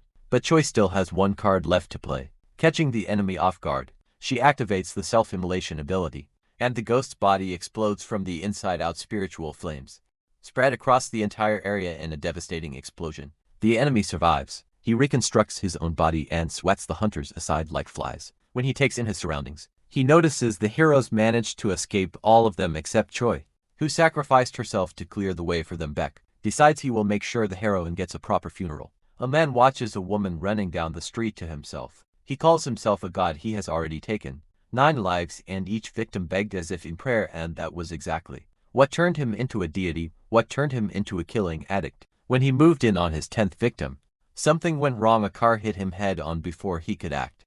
At school, an irritated teacher wakes up the student. As Siogu in the middle of class, Sioku tells the teacher to mind his own business and just teach without bothering him, also asking the classmate beside him to only wake him when it's over. He thinks he's untouchable for not backing down in front of the teacher. He looks around. Students and teachers, unsettled by his attitude, and feels like no one can stop him. He's a predator in the jungle that is school, until someone bumps into his shoulder. The person is Nam Gyun-woo. The contact makes Sioku furious, ready to fight, but Nam doesn't recognize him, has absolutely no idea who the guy in front of him is. The bully can't believe it. He thinks the boy is mocking him and tells him to follow along so he can learn once and for all who he's dealing with. But at that moment, Sokwu stops breathing. In Nam's place, he sees a fierce fall. Fear takes over completely. When Yun-woo calmly tells him to let go of his collar, the students notice the tension and crowd around excitedly, already recording everything. Siakwo knows he'll be humiliated if he backs down now, and goes in with a punch. Nam dodges on instinct and strikes back, knocking the bully out in a single move. He almost went too far. He was that angry when Lenara shows up. Nam lies without blinking. He says he wasn't fighting, that Sayaku simply passed out from exhaustion on the floor. The teacher's ghost appears in front of the two of them. There's an Ankwi in the school and he urgently needs their help. Around them, the students worrying about the fallen bully, who shows no signs of being okay. Sayaku wakes up at a strange abandoned bus stop. A child is crouched in front of him writing a sequence of numbers in the dirt. He asks where they are but gets no answer. The child tells him to be quiet and wait, the bus will come.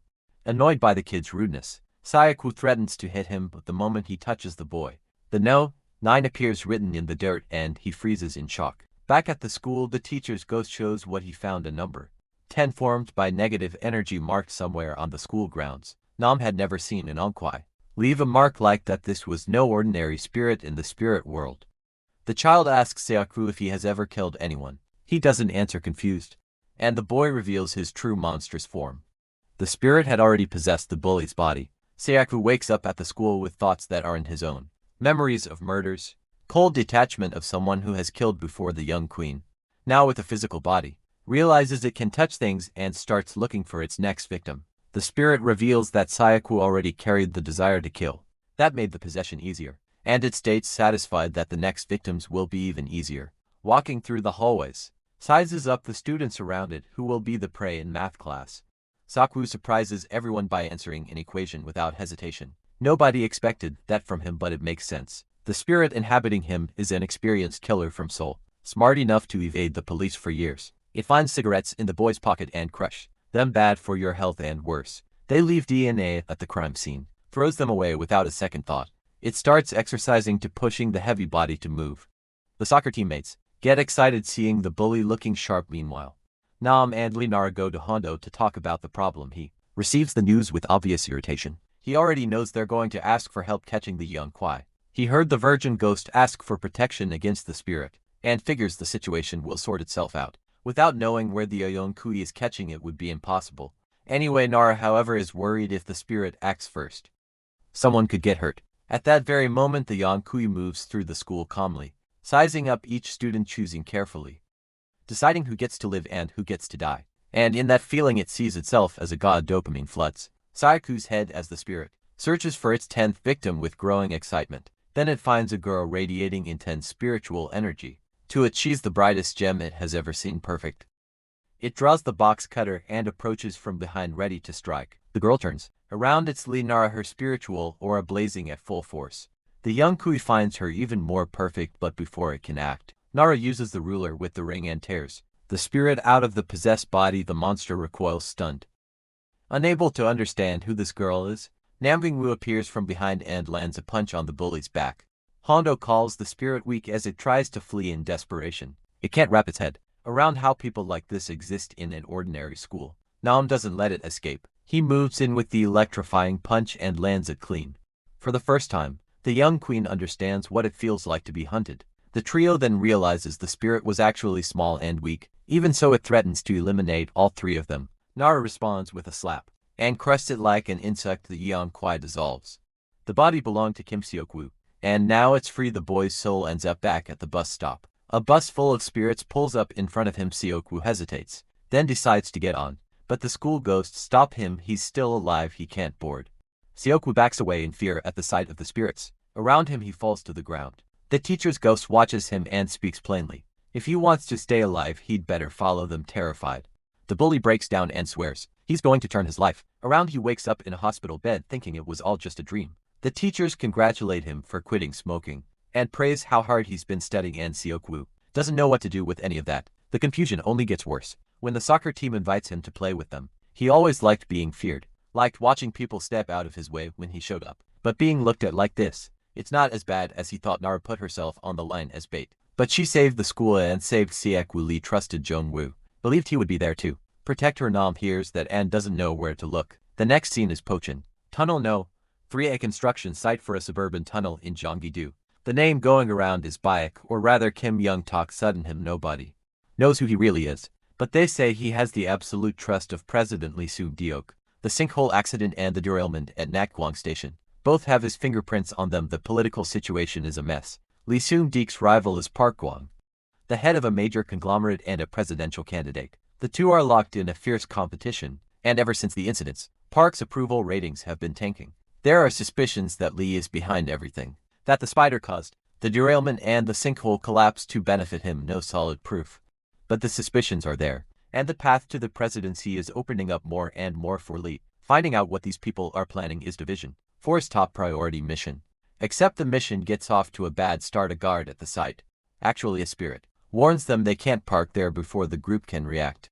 Claw of an excavator slams into their car. The machine is also under the control of a malevolent spirit, and the hit is strong enough to send the vehicle flying off the hillside. The car rolls over. The spirits celebrate with satisfaction. Hours later, The survivors of Division 4 are dragging themselves through the forest trying to climb out of the hole they fell into. They come across someone calling for help, who turns out to be Nyongui. The only survivor still on her feet, goes into shock and is taken out. The trio shows up at a subway station on their way to Sunshin. Lenara dozes off and slow only slides down until she lands on Nam Genwu's shoulder. He freezes on the spot, not sure what to do with himself.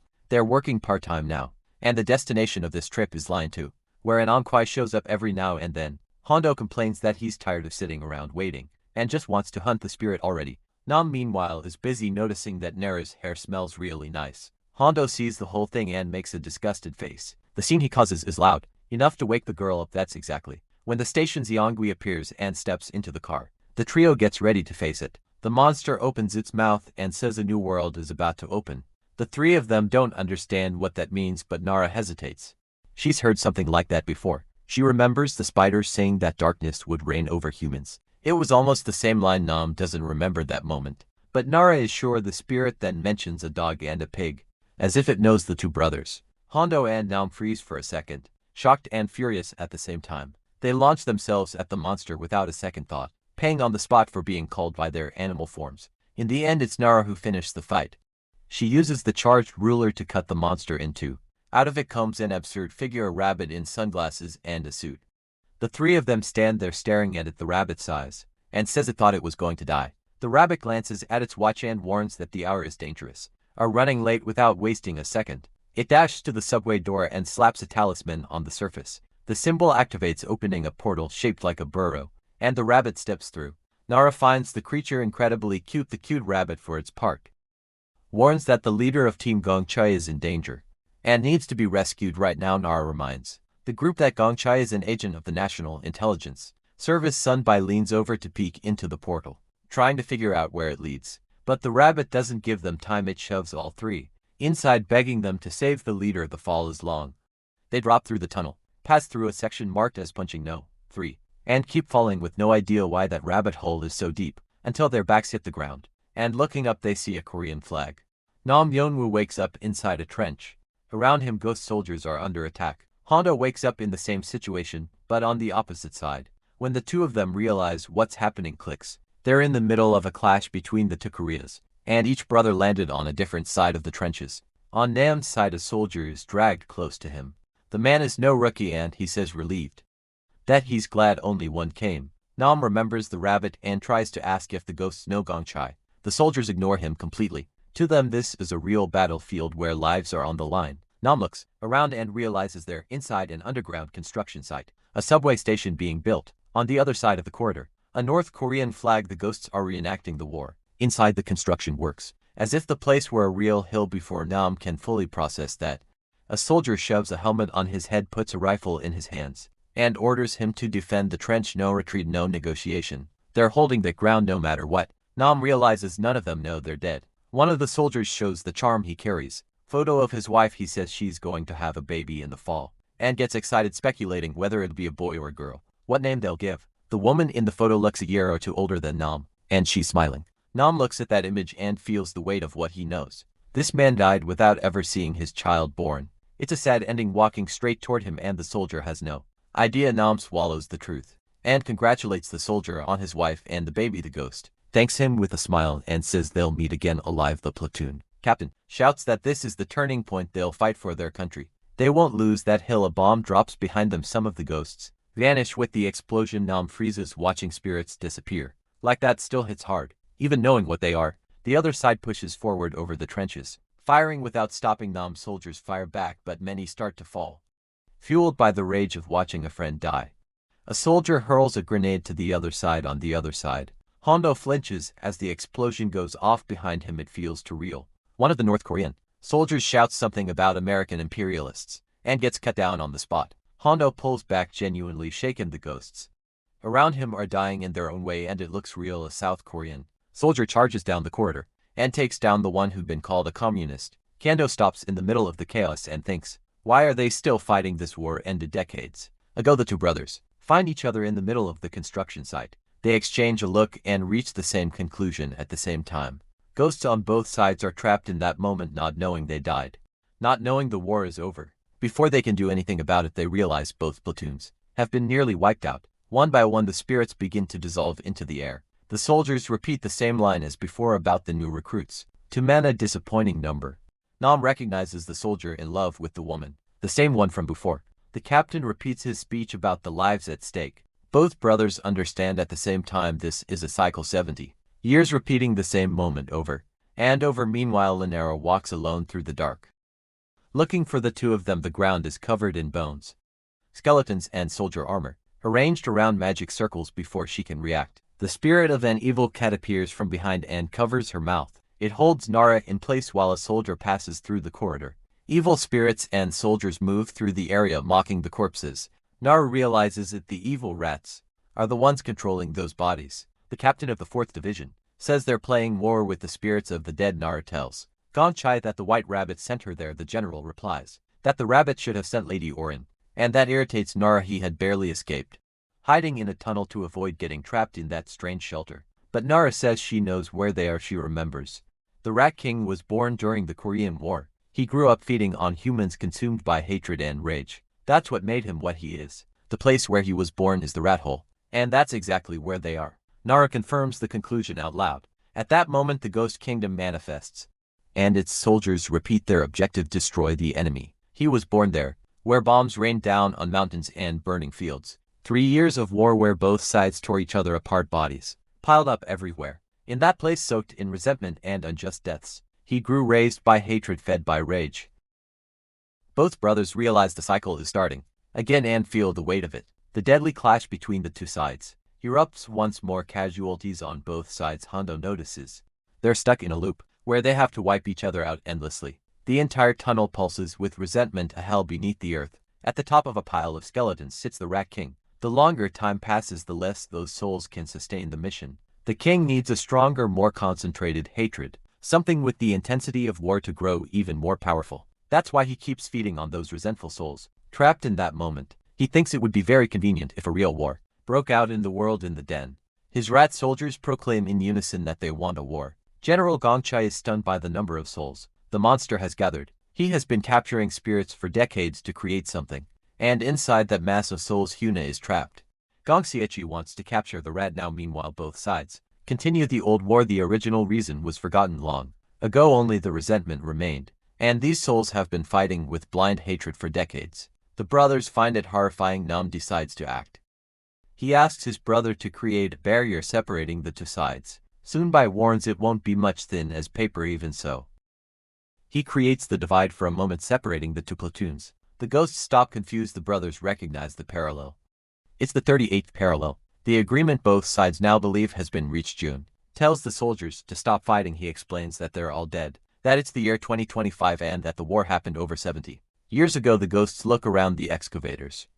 The completely different surroundings and reality starts to sink in. The married soldier breaks down in tears. He died without seeing his son born. Then someone asks the boy who won the war. Both sides stir, each one wanting to hear that theirs did. The tension rises fast. Hondo answers with the truth. The war never ended. There was no winner. His brother adds, it was only a ceasefire. North and South still face each other with weapons that keep getting more powerful. The soldiers go silent. 70 years and nothing changed. The boy apologizes. The ghosts shake their heads. It's not his fault. The fault was theirs for starting it all and dragging children onto the battlefield with them. The weight settles over everyone. The soldiers start talking about their hometowns, their mothers. One says his mother cried hard when he was drafted. Others were taken by force with no choice. They want to know how their families are doing. They want to go home. The humans and the ghosts decide to go together. The spirits leave with a joy they hadn't felt in decades, until the excavators are switched on and block the path, separating the two groups at once. That's when we see the married soldier's story. The first day he saw her, time stopped. She had her hair braided. She was the younger sister of a friend named Sunak, and the most beautiful woman he had ever seen. He fell for her right then and there with no chance of fighting it. The world was in chaos with the division of the two Koreas, but by her side life felt bright. She became his wife and everything made sense. In June of 1950, the war began. The communists pushed towards Seoul, and the capital fell in 3 days. He enlisted to protect his country, and the woman who wept as she said goodbye. He promised to come back. 3 years of battle. During the day gunfire. During the night hand-to-hand combat in total darkness. Men screaming, knives, no one knowing who was in front of them. Sitting in the trench he held his breath and prayed. No one would come that night, but they always came in the dark. Fear was suffocating when he felt someone grab his hair. He struck without thinking. Blood splattered across his face. Only afterward did he wonder whether it had been an enemy or an ally. He never found out when the shots hit his helmet and he went down. There was only one thought: he wanted to live. He wanted to survive and go back to his beloved wife now as a ghost. He sees a light behind him. Nam Ji-hun ordered everyone to keep moving without stopping. When the excavator was about to run over the soldier, someone saved him, an old enemy. Someone who in life would have been his opponent. In close combat everything turns to chaos. Ally or enemy, no one can tell anymore.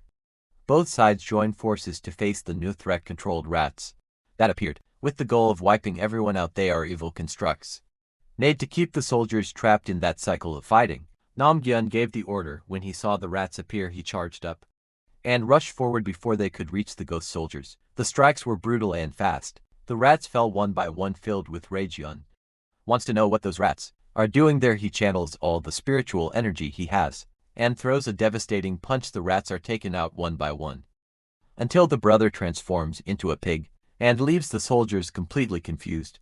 A sound cuts through the air. Everyone stops in the distance. The brothers spot an excavator carrying 2 white rabbits.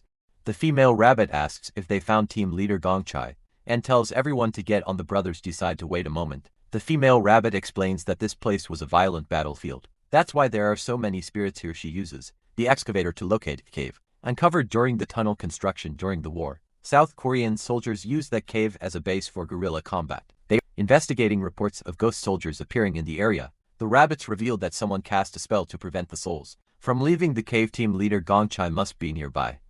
That's what the female rabbit believes. That was when Nam Gyun-woo caught the scent of Linera's lavender. He followed the scent of the girl he loves, tracking every trace of the fragrance in the air at the hospital. Hyuna's mother watches her daughter's nails grow. She wants her to wake up soon so she can cut them herself. She doesn't give up. The growing hair and nails are to her signs of life. She wonders what kind of dream her daughter is having right now. Hyuna's soul is trapped inside the Rat King's amalgam.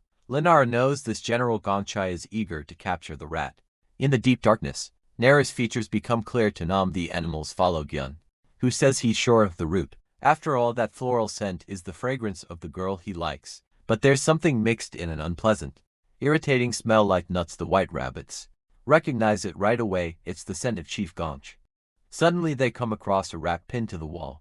Nam immediately recognizes Nara's pencil stuck into it. There on the right track. Someone already fought there before them. Meanwhile, the Rat King uses one of his soldiers as a shield to dodge a strike, keeping his eye on the pencil loaded with the girl's spiritual magic. At that moment a hole opens in the Rat King's forehead. He freezes and remembers the girl who had already attacked him before. He tells her to stop hiding. He wants them to meet again. Every time he sees her, the scar on his heart aches. Nara throws another pencil at him. He uses one more rat as a shield. Irritated, the king asks where she's hiding. The general answers that she hides well in the shadows and that he won't find them. The king quickly realizes there's someone else beside Nara, hanging on the wall in cat form. The general tells them to stay quiet. From there the enemy can't see them. Nara throws a pencil at the king's back as payback for Hyuna, mocking her. He asks who Hyuna is and pulls the pencil out of his own body, twisted. He wonders if she was the girl from the traffic accident. The voices of the spirits begin to speak. They tell of 2 Hyunas who left in different ways, until one of them is mentioned. She died because of bullying. The face of Nara's acquaintance appears. Nara is furious when she recognizes her friend. The king, already transformed, tells her to go save her friend and stop hiding. The 2 come out of hiding. Nara's anger is so intense that her aura visibly radiates from her. The general, still in cat form, warns her not to fall for the provocation. Seeing the 2 exposed, the king hurls a stalactite without warning. They fall from high up in the cave, right after the king orders his rats to capture the 2 intruders. General Gongchai is being chased by rats and clearly doesn't want anyone to know. Nara remarks that no one would believe it anyway. Then she goes after the soldiers, hitting several of them in the forehead with her pencils. They keep coming out of patience. The cat announces who he is and charges with his claws, knocking several down at once. But the king's true form leaps at the 2 of them in response. Nara uses the spirit slingshot and fires a spectral arrow at the enemy. Then she runs onto the cat to get away from the villain. The general warns they need to fall back. There at a disadvantage. At that moment the king attacks them again, stomping on the cat. Nara is sent flying from the impact and slams into the cave wall. The force launches her even further, straight towards spikes on the ground. Nam Gyun-woo appears at high speed and catches her in his arms before impact, landing with her on the ground. He says she's overdoing it again since she turned out fine. The Rat King recognizes the Wolf immediately. Last time he came out on the losing end. Nam asks Hondo to look after Nara while he moves in. He calls the king out for a fight until one of them is finished. After all, the rat loves stirring up trouble between wolves. King accepts eagerly. He loves a good war. Someone asks if the general is alright. Injured, he answers. Sharply, he nearly got crushed after all as he tries to recover. He understands why the king was never captured. He feeds on the evil of human souls and has been hiding in the cave all this time. Nara is in Nam's arms. Her heart races. She tells herself it's just the shock. But she knows very well it's not only that. He thinks about everything that happened, people running from the rats. The fights, the chaos. Nam wants to fight until one of them is finished. The king accepts eagerly. He loves a good war. It's practically an addiction, but he warns the Wolf not to fool himself. They're not ready for this fight. He charges at June, who blocks the strike with his fist. But the king starts going on about human wars. The divisions between North and South, the fights over skin color, over different gods, all their own fault. Namgangwu doesn't let him finish. He lands a clean punch straight to the monster's jaw, loaded with spectral energy, then follows through with another spell right into the creature's gut. The Rat King flies back badly hurt. His subordinates watch without a reaction. Nam says calmly that no human fights because they enjoy it. A rat that lives in a hole and feeds on hatred could never understand that. The king pulls himself together and orders his subordinates not to rush in, then starts absorbing them. He swallows them one by one and grows, getting stronger by the second. He asks how long the Wolf can keep up against all of them. Nam answers that he'll stay as long as it takes to finish the king. He charges in and lands another punch that starts tearing the monster apart. The king fires back. It's the humans who aren't ready to fight, not him. And there's no creature greedier than they are. He tries to land a brutal blow on Nam, who dodges it with ease. Nam says he doesn't know why humans keep fighting so hard, but he knows why. They put their lives on the line to protect the ones they love, to defend what's precious to them, to protect themselves from monsters like the Rat King. And that's exactly why the king exists. He depends on that reason to survive. He unleashes the Wolf Thunder technique. The monster is annihilated, but it starts regenerating. Everyone is stunned. The subordinates keep coming. Hondo and Nara deal with the wave, while the general and the rabbits join the fight. To the White Rabbit warns the team leader that this doesn't seem to have an end. Nara thinks back to the competition for the king's throne, where everyone fought just to survive. She fought like the rest of them, and she understands now. No matter how many rats they take down, the hatred will keep building up. It's a fight with no end. And that's exactly the king's goal. The hatred he created and fed for so long is concentrated in that sphere. Nara realizes that's the core of all the king's power. She gets ready and launches a charged pencil straight at the black sphere. A light pulses on impact, but the pencil bounces off and falls to the ground. No effect at all. Nara doesn't understand what went wrong and goes back to fighting the rats around her. One of them speaks up. Targeting the core was the right call, but there isn't enough power to destroy it. She stops. That rat knows too much before she can ask. He reveals it. He's her fox. He explains that the sphere is both the source of the king's power and his weakness. As long as it exists, he won't stop regenerating. Then he says she's not great at studying or sports. She's just an ordinary girl. Nara is stunned and asks who this rat is that knows all of that about her. He answers that he watched her from inside her own body for 17 years, that he cares about her more than anyone else, that he's the beast who wants her more than anyone. It was the fox all along, disguised right in front of her. The pig shows up and lands a flurry of kicks on the rat soldiers, clearing a path to save Nara. She notices though that the fox isn't among the fallen bodies. Nara explains to Hondo that the black sphere is Game's weakness, a mass made from people's souls. When the two of them move toward it to destroy it, the rat soldiers come after them immediately. Their desperate reaction confirms they found the right target. The beast declares it won't die and goes after Nam. Again he dodges and fires back with a spectral punch of brutal force, but loses control. In the same instant his right hand transforms, furry clawed, almost unrecognizable. The distraction costs him. Gum takes the opening and drives its claws into him, pinning Nam against the wall. It asks with a sneer whether he's already tired or if it's the beast inside him that's waking up. Wounded Nam answers that if it were the Wolf, Gaiam would already be dead. He launches another attack that tears the monster apart, but it regenerates instantly. That's when Nam understands the problem. He can't keep up with the regeneration speed. Even so, he tries to hold the Wolf back a little longer, without letting it awaken. He uses the bestial arm to land a punch on the Rat King's jaw. Jian is destroyed and rebuilds itself immediately, saying Nam's punches don't make a difference. It hits back with a heavy blow to the ribs and declares, The Volf has nothing special about it. Nam grows more and more bestial and furious, but he doesn't stop attacking on the other side. Nara asks Sunbei for a shield. He explains he can't use the beauty aura in pig form, and keeps kicking the rats while saying that pigs aren't beautiful. So the aura simply doesn't work. Nara disagrees, pigs can be beautiful, and he should try anyway, but the bigger problem is something else. Nara realizes that neither she nor Sunbei can get close to the black sphere. There are too many soldiers in the way. General Gong and the rabbit girls keep attacking the horde without stopping, but the pressure doesn't let up. The pig starts taking hits from the soldiers, and Nara ends up captured. Then the shots begin. Spectral blasts sweep through the rat soldiers one after another. It's the ghosts from the Korean War. The spectral soldiers have appeared to help, cutting through the horde and wiping them out. Hondo Sunbei stands there, in shock, watching the scene. Yan Wu looks at Gaiam and says the war game is over. Frustrated, the Rat King responds with a kick to Nam's stomach, sending him flying. That's when Nara appears beside him. She notices the bestial hand and warns him. Nam knows it's dangerous to have her close. After all, he made a promise when they were still children. His adoptive grandmother's granddaughter used to say she loved Munchie very much, and he swore to protect her, even if he ever turned into a monster. Nara takes his hand and says they'll do this together, that he's not alone. Nam asks what she's doing, and she tries to transfer energy to him, the same way she did with Kim before. It doesn't work. She freezes. She gets too nervous around Nam and can't do anything. The fox's words come back to her, that she has nothing special, that she always makes mistakes, that in critical moments like this one, she falls apart. Everything the fox said about her seems to be confirmed right there, and Nara starts to wonder why she is so ordinary. She cries out that everyone says that the fox everyone.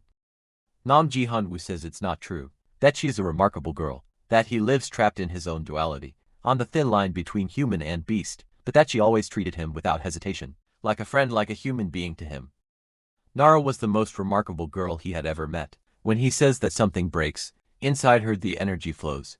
Nara's spiritual power transfers warm and gentle, and it's so intense that everyone in the area can feel it. Namjoon absorbs it all, overflowing with strength. The Rat King watches the scene and understands what's happening. Bayek wants exactly that power, the ability to transfer spiritual energy to others. That's why he intends to consume Nara's ability. Nam declares he will annihilate the Rat King and protect the girl, but Nara doesn't want to be left out. She says they'll attack together. Nam is about to burst from all the energy he's built up, when the Rat King charges forward with a threat. Nara hurls the pencil at him at the same moment. Nam throws a devastating punch with his beast arm, unleashing the electric Volf. Both strikes land at the same time. Game is destroyed by the impact, and regenerates instantly. He warns that he can do this an infinite number of times, but Nara's pencil hadn't been aimed at him. It flew straight past and hit the evil energy sphere. The lightning Volf follows the same path and destroys it completely. The black orb, made from amalgamated souls, falls apart for good. The Rat King has nowhere left to return to. Hondo Sunbei watches everything with pride. The evil fox spirit also sees the scene and comments, almost in admiration, that they did a good job, Team Dan. Gun eliminates the Rat King and his subordinates once and for all. As he fades away, Game's voice still echoes. Those born as prey live their whole lives that way, always afraid of being devoured, barely surviving against insects. Those who got trapped underground in the wars were a gift from the gods, providing food in abundance for rats like him. But he didn't want to rot in the darkness. For the rest of his existence he wanted to become king in this human world. He survived so many wars precisely because he loved them. General Gong, in cat form, grabs the rat and tells him to wake up from that illusion. The world he desires will never become reality. Rat King tries one last move. He turns to the two 18-year-olds and says that in 4 years they'll be drafted into the military, that the war isn't going to end out of nowhere, that Korea isn't going to be unified all of a sudden, that military service is mandatory, that humans have been fighting for 70 years, and that young people will keep dying. General Gong doesn't let him finish. He opens his mouth and devours Gaiam. Afterward he remarks that it would be a problem if they let a rat smooth talk get to them. The team finally exits Pachin Tunnel No. 3. With that, the spirits trapped there for 70 years of war are set free. But even as they escape, they realize their country is still divided. They left hell only to find it still the same. Some wonder if flowers will ever grow on this land, scarred by the ashes of bombs. Others figure their hometowns must still be barren mountains. Others say their deaths meant nothing, that they didn't protect anyone. General Gong tells them they're talking nonsense, and points an entire city alive, bustling, thriving. So all the spirits fall silent, stunned by what exists now where once there was only war. Gong says that no matter where they look, Korea will shine just as bright as the capital. This is the country they've been protecting for 70 years, and the soldiers are moved to see that it was all worth it. The northern soldiers go quiet for a moment. They had believed their leader had built a paradise for the people just like the South. Nara asks one of them to share what the North has been like all these years gone. Answers first carefully, the North is very different from the South, and they shouldn't be surprised by what they'll find. The northern soldiers decide to return to their hometown. They've fought for too long, and now it's time to say goodbye. They shake hands with the southern soldiers and say they're welcome to visit Mount Baekdu whenever they want. The South Koreans reply that the visit is always welcome. They live above and below the same line, but they'll keep coexisting. All the same, the group of main characters says goodbye to the spirits, bringing this journey to a close. 2 days later, the tunnel made the news. The story covered the construction site and the discovery of dozens of bodies of Korean war soldiers. A press conference was called with QJ Group President Lee Sung-deok. He announced that the construction company would suspend its projects and support the Ministry of Defense in excavating the bodies. When asked whether he had concealed the discovery to avoid losing the estimated 160 billion won contract, Lee gave no answer. General Gong Siechi watches it all with satisfaction. Lee Sung-deok's mask was finally coming off. The excavation team worked to return the bodies to their families. Those in charge were surprised by how well preserved they were. In the pocket of one of the soldiers, they found a photo of a woman. With it, a note from Sunak, asking her husband to come back safely during the work. They discovered that 16% of the soldiers were under 20 years old. The total number of deaths in the Korean War surpassed 100,000. The girl looks up at the sky and thinks that even though the physical world is divided, up there everything seems more united. She wonders if the spirit will be able to travel freely to Mount Baekdu. She hopes so and feels a faint thread of envy for their freedom. Now those spirits are completely free to go wherever they want. Nam finds her waiting. She's a little late, but he says it's fine. For her, he'd wait as long as it took. The girl feels a little flustered by the comment. She remembers what one of the soldiers said about waiting 70 years for someone worth it at that moment. The soldier finds his beloved. Nearly a century later, he tells her she's still beautiful, even with time having moved on. Beautiful, the same way she was when she walked into that office all those years ago. Even in the face of the fear of battle and the pain of separation, he held on through it all, thinking of her. Now he tells Sunak that he's back. She cries. She says she always waited for him and that she did her best. She dug clams from the JJC to raise their son. She sold rice at the market and did everything she could. The family grew so much that the holidays became truly lively. Now at last they'll be able to go home together. This spirit rests a hand on her shoulder. A ceremony is held in honor of the soldiers who died in the Korean War. They are saluted by army members and by General Gong Chai. A tribute for the wife who waited for her husband, the mother who waited for her daughter to wake up in the hospital. Hyuna finally wakes up from her coma, leaving her mother in tears. Unexplainable miracles happen every day, and it's human will that makes them happen. Nara decides to buy flowers. She's going to visit someone at the hospital. Yeonwoo asks if Hyuna will recognize her. She says it doesn't matter if she doesn't. They'll just get to know each other from scratch. This time she's the one who will reach out first. She's sure they'll become close friends again, just like they were before. In the school bathroom, the trio brushes their teeth. Her friends notice that someone has been stuck in Nara's head for days. They get curious, wondering if it's a romantic thing. She says it's not when they ask if it's a crush. Nam Gyun-woo's face pops into her head right away. Her heart races. She gets nervous around him, a feeling she's never had before and still doesn't know how to name. Friends are intrigued when she mentions he called her remarkable. They think it sounds like something out of the drama. They've never heard anyone use that word like that. But Nara can't stop thinking about what he meant by it. Her friends already suspect it's Nam Gyun-woo. They've seen the two of them together several times and think it's more than obvious. Nara tries to deny it, but they point to a scene just ahead. A bunch of girls surrounding Yeon-woo, pressing close to him, and he's not reacting to any of it. Even knowing he doesn't care about girls like that, Nara feels a jealousy she can't ignore. From where she's standing, it looks like he's welcoming the attention. In reality, he's not even enjoying it. He's just there. Indifferent as always. Her friends give her advice. If she wants to date the guy, she should go for it, but Nara thinks he'll never like her that way. Their relationship is undefined, and she knows every girl in school has her eye on him. They probably see her as someone trying to take advantage. He feels a little down and asks him to go ahead without her. Then it starts to rain. Neither of them brought an umbrella, or at least that's how it seems, because Nam has one in his bag and for some reason doesn't take it out.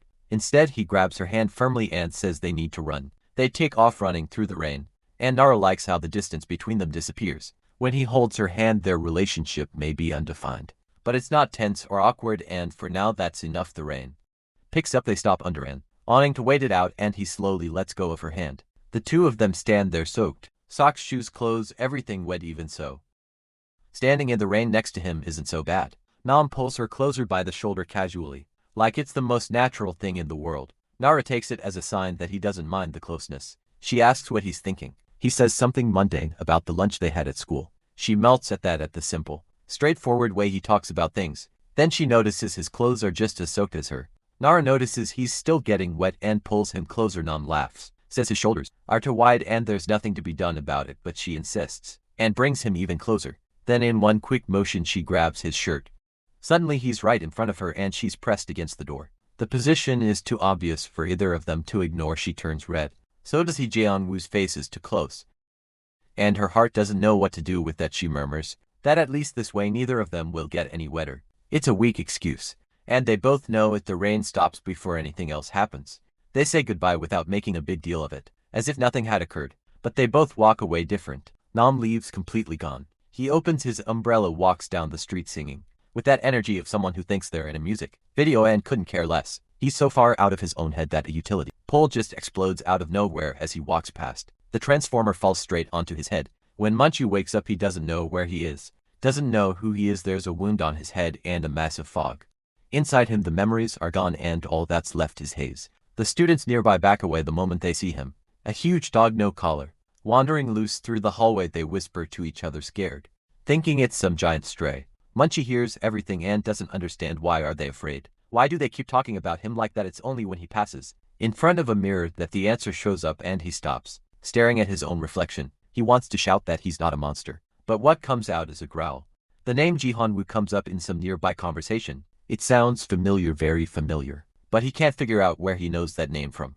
In a group of friends nearby, a popular girl declares with full confidence that Nam already belongs to her, that their eyes met, that he won't be able to resist, that it's only a matter of time. Her friend agrees enthusiastically, and the two of them celebrate like the boyfriend is already confirmed. The giant dog appears in front of them. The girl hurls a soda can at his head without a second thought.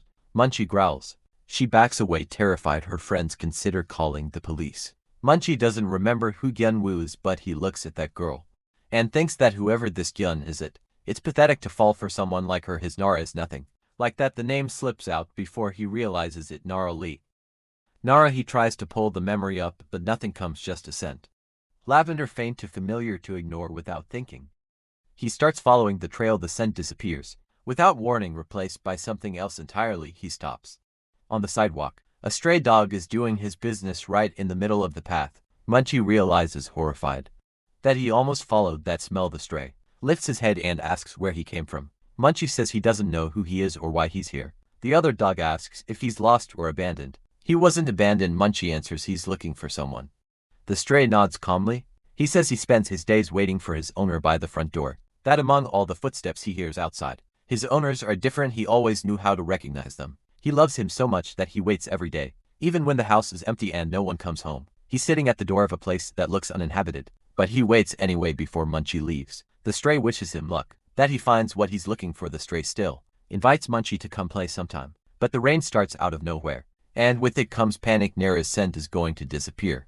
Munchie takes off running, trying to hold on to the trail, but within seconds it's gone. He stops in the middle of the street with no idea what to do. That's when he found a pink flower on the ground. The scent was hers. It was the same spot where he'd been with Nara earlier. Munchie sits there and lets the memory settle. It had been a good one. The two of them sheltered from the rain, side by side. He remembers wishing the rain wouldn't stop. Her scent was so strong it made his heart race, and all he wanted was to stay closer. He thinks about the stray, about how that dog waited for his owner every single day without fail. He decides to do the same. He lies down in front of the shop and waits for Nara to come back. Nam's still involved form is sure he can wait as long as it takes. And a woman walks by on the sidewalk and recognizes the dog as Munchie. Meanwhile, Nara is in the shower. She's singing, dancing like she's on a stage, thinking about Nam completely in her own world, until her mom knocks on the door and tells her to take the chance to watch the dog she brought home. Nara goes to check what her mom is talking about. She opens the door and comes face to face with Munchie. Her mom explains she found him soaked in the rain and brought him inside. Munchie had gone straight for the bathroom, and the moment he did, he caught the scent of her lavender in the air. Nara tells him to get out immediately, outraged. She's a minor and she thinks the whole thing is absurd. After drying him off, he still complains that he must be out of his mind for walking into the bathroom while she was in there. She also tells her mom that Yeon-woo can find his way home on his own. There was no need to bring him in. She's annoyed, tells him to go back and cut it out. Munchie shakes himself off. Two of them end up having fun anyway. Her mom watches and comments that the animal seems to really like Nara. The moment she hears that, the excitement hits her instantly, and her mind goes straight to Nom. Her mom adds that dogs show how they feel through their tails, and Munchie's hasn't stopped wagging. Nara looks at the tail. It makes sense, even while pretending to be a dog. That kind of reaction is involuntary. She starts wondering if this is Ji-hun Woo's way of flirting. If he really likes her that much. Munchie wags his tail, tongue hanging out. He spent so long looking for her, and finding her made everything feel lighter. He starts bouncing around wanting to play. Nara tells him to stop pretending and shift back to human form. He responds by licking her face. He jumps on her, keeps licking, and she gets confused. Not sure what's going on, she kicks him and sends him flying. Then he shoves his head inside her shirt. Nara freezes. Munchie keeps sniffing and runs his tongue across her stomach. She's equal parts excited and completely uncomfortable, and she goes after him. When she doesn't understand why she suddenly turned violent, Nara is furious. He did something bold in dog form, not human form. And that's different. He still doesn't get what he did wrong, until he rolls onto his back on the floor begging for forgiveness. Nara finds it funny. He's adorable like that, rolling onto his back. She starts to wonder if that's really Ji-hun Woo. He seems like an actual dog. He's been barking since early morning and hasn't said a single word. Then he rolls in a way that makes her embarrassed, and she looks away, but she still doesn't hear any speech. No sign of the human she knows. The thought starts to feel heavier. What if he had turned into a Volf for good, with no human side left at all? She takes him to the Beastkin family's temple. The younger sister had never seen Gung Woo fully transformed into a Volf. Mother watches her son with a tight expression. He isn't recognizing anyone, and she wants to understand why. Hondo raises the possibility that he may have pushed his power too hard during the fight against the rat. The older brother agrees. The human side was weakened and the Volf took over completely.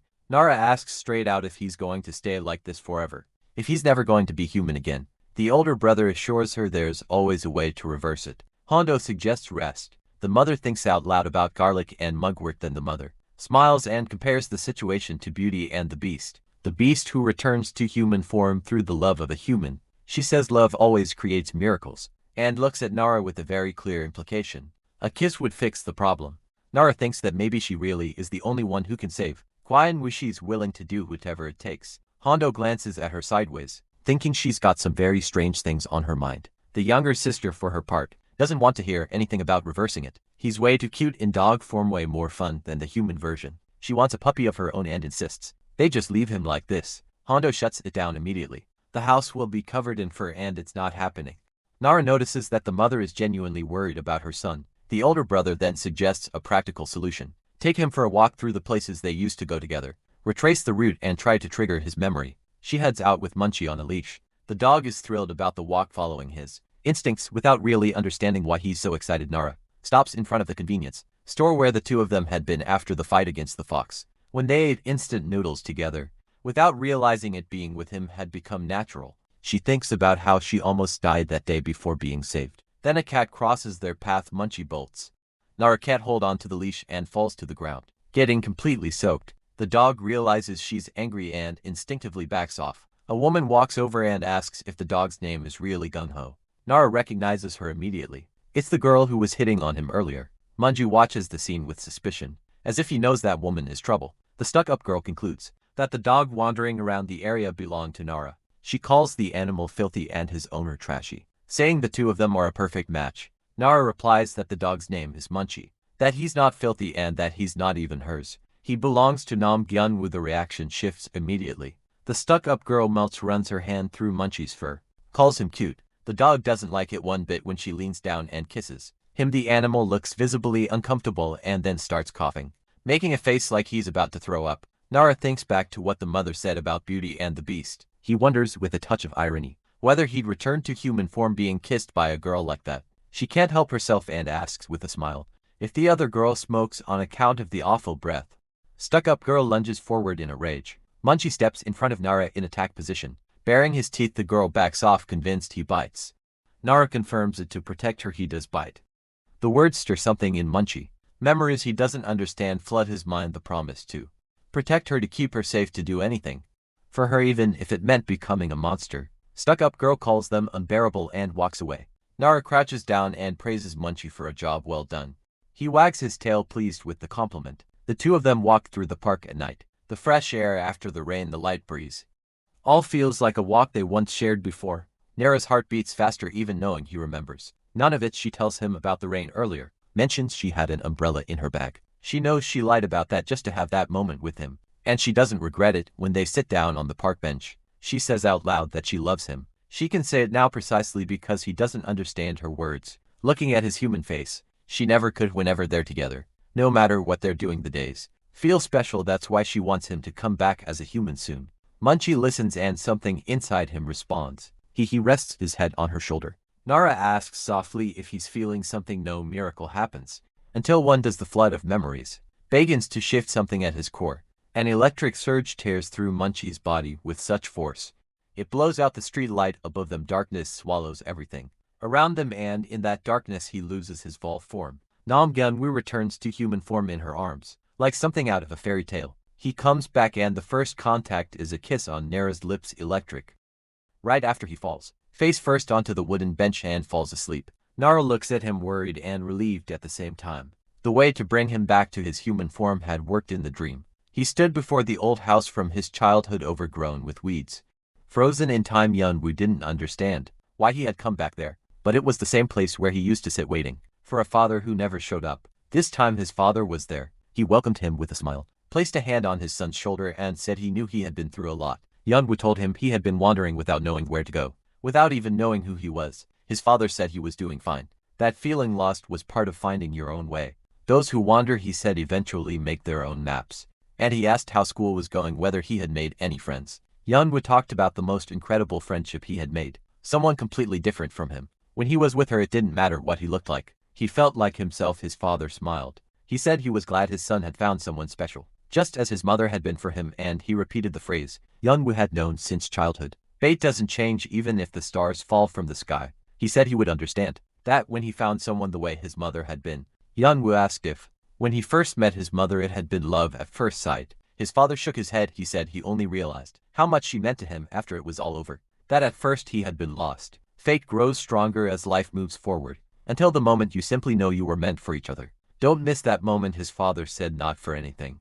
His father ended with a request that his son wander more, that he get lost along the way. Only then would he be able to carve out his own path, his own adventure. Yeonwoo said goodbye and walked back into the middle of the woods. Then he woke up. He was in his bedroom, staring at the ceiling with no idea how he had gotten there. The last thing he remembered was saying goodbye to Lenara. After that, nothing. His siblings came into the room in high spirits, relieved he had finally woken up. Yuri, his sister, made a point of complaining that he had woken up as Ji-Hun-woo and not as Munchie the dog. His older brother asked if he didn't remember turning into a wolf the night before. Ji-Hun-woo remembered nothing until the memories hit him all at once.